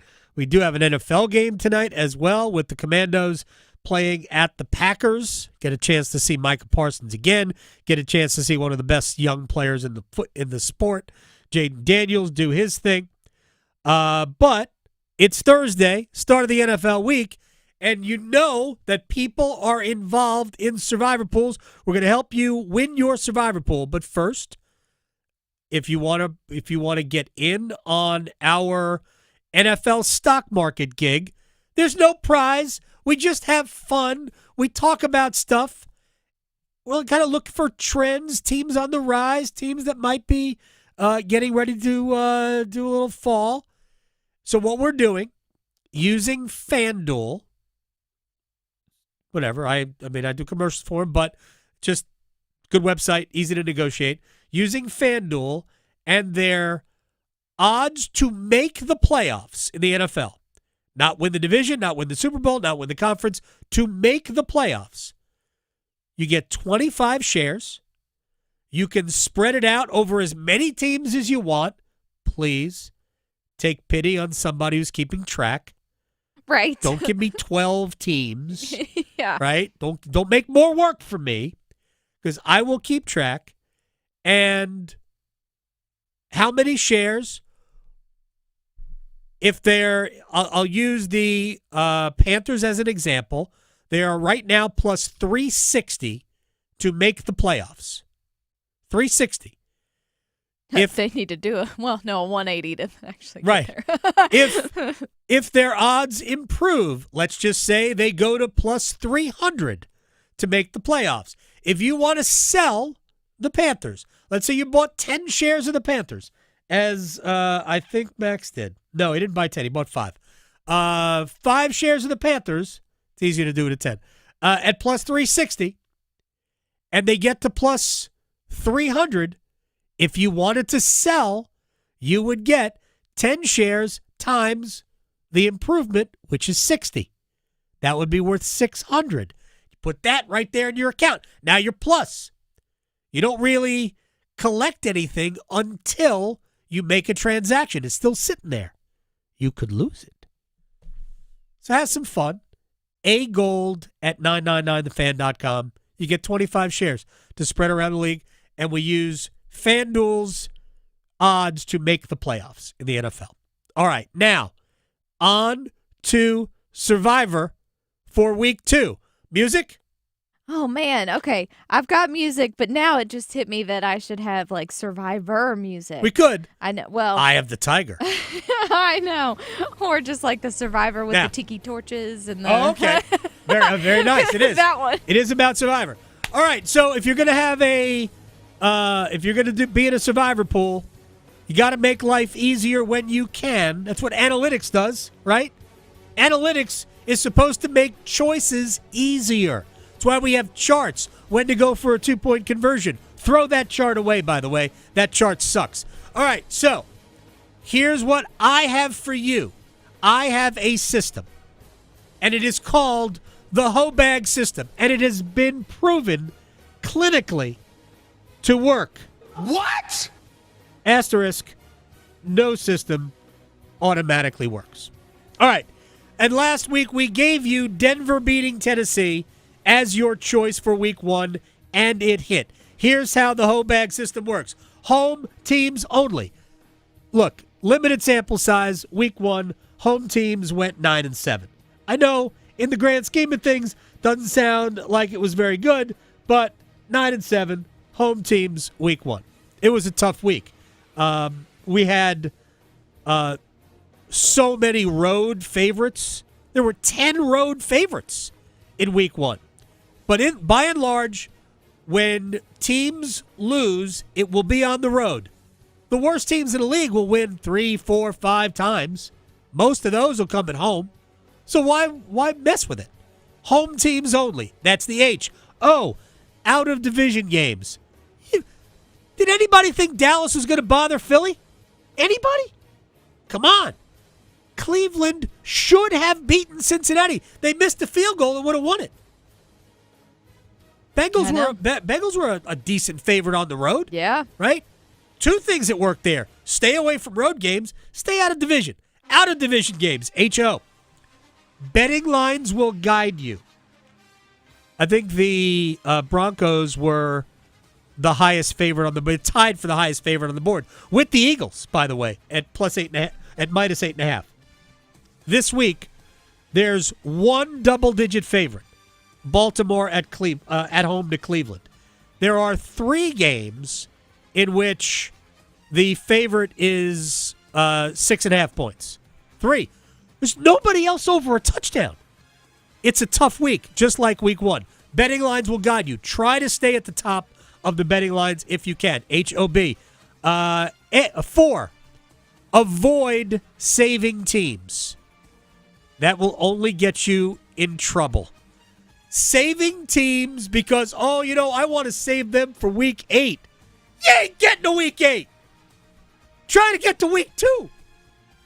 Don't save teams. Yeah. Although in that Vegas pool, which I don't think you can get in now, but that Vegas pool, it treats the Thanksgiving Black Friday slate, the Thursday Friday slate of that week, as its own week.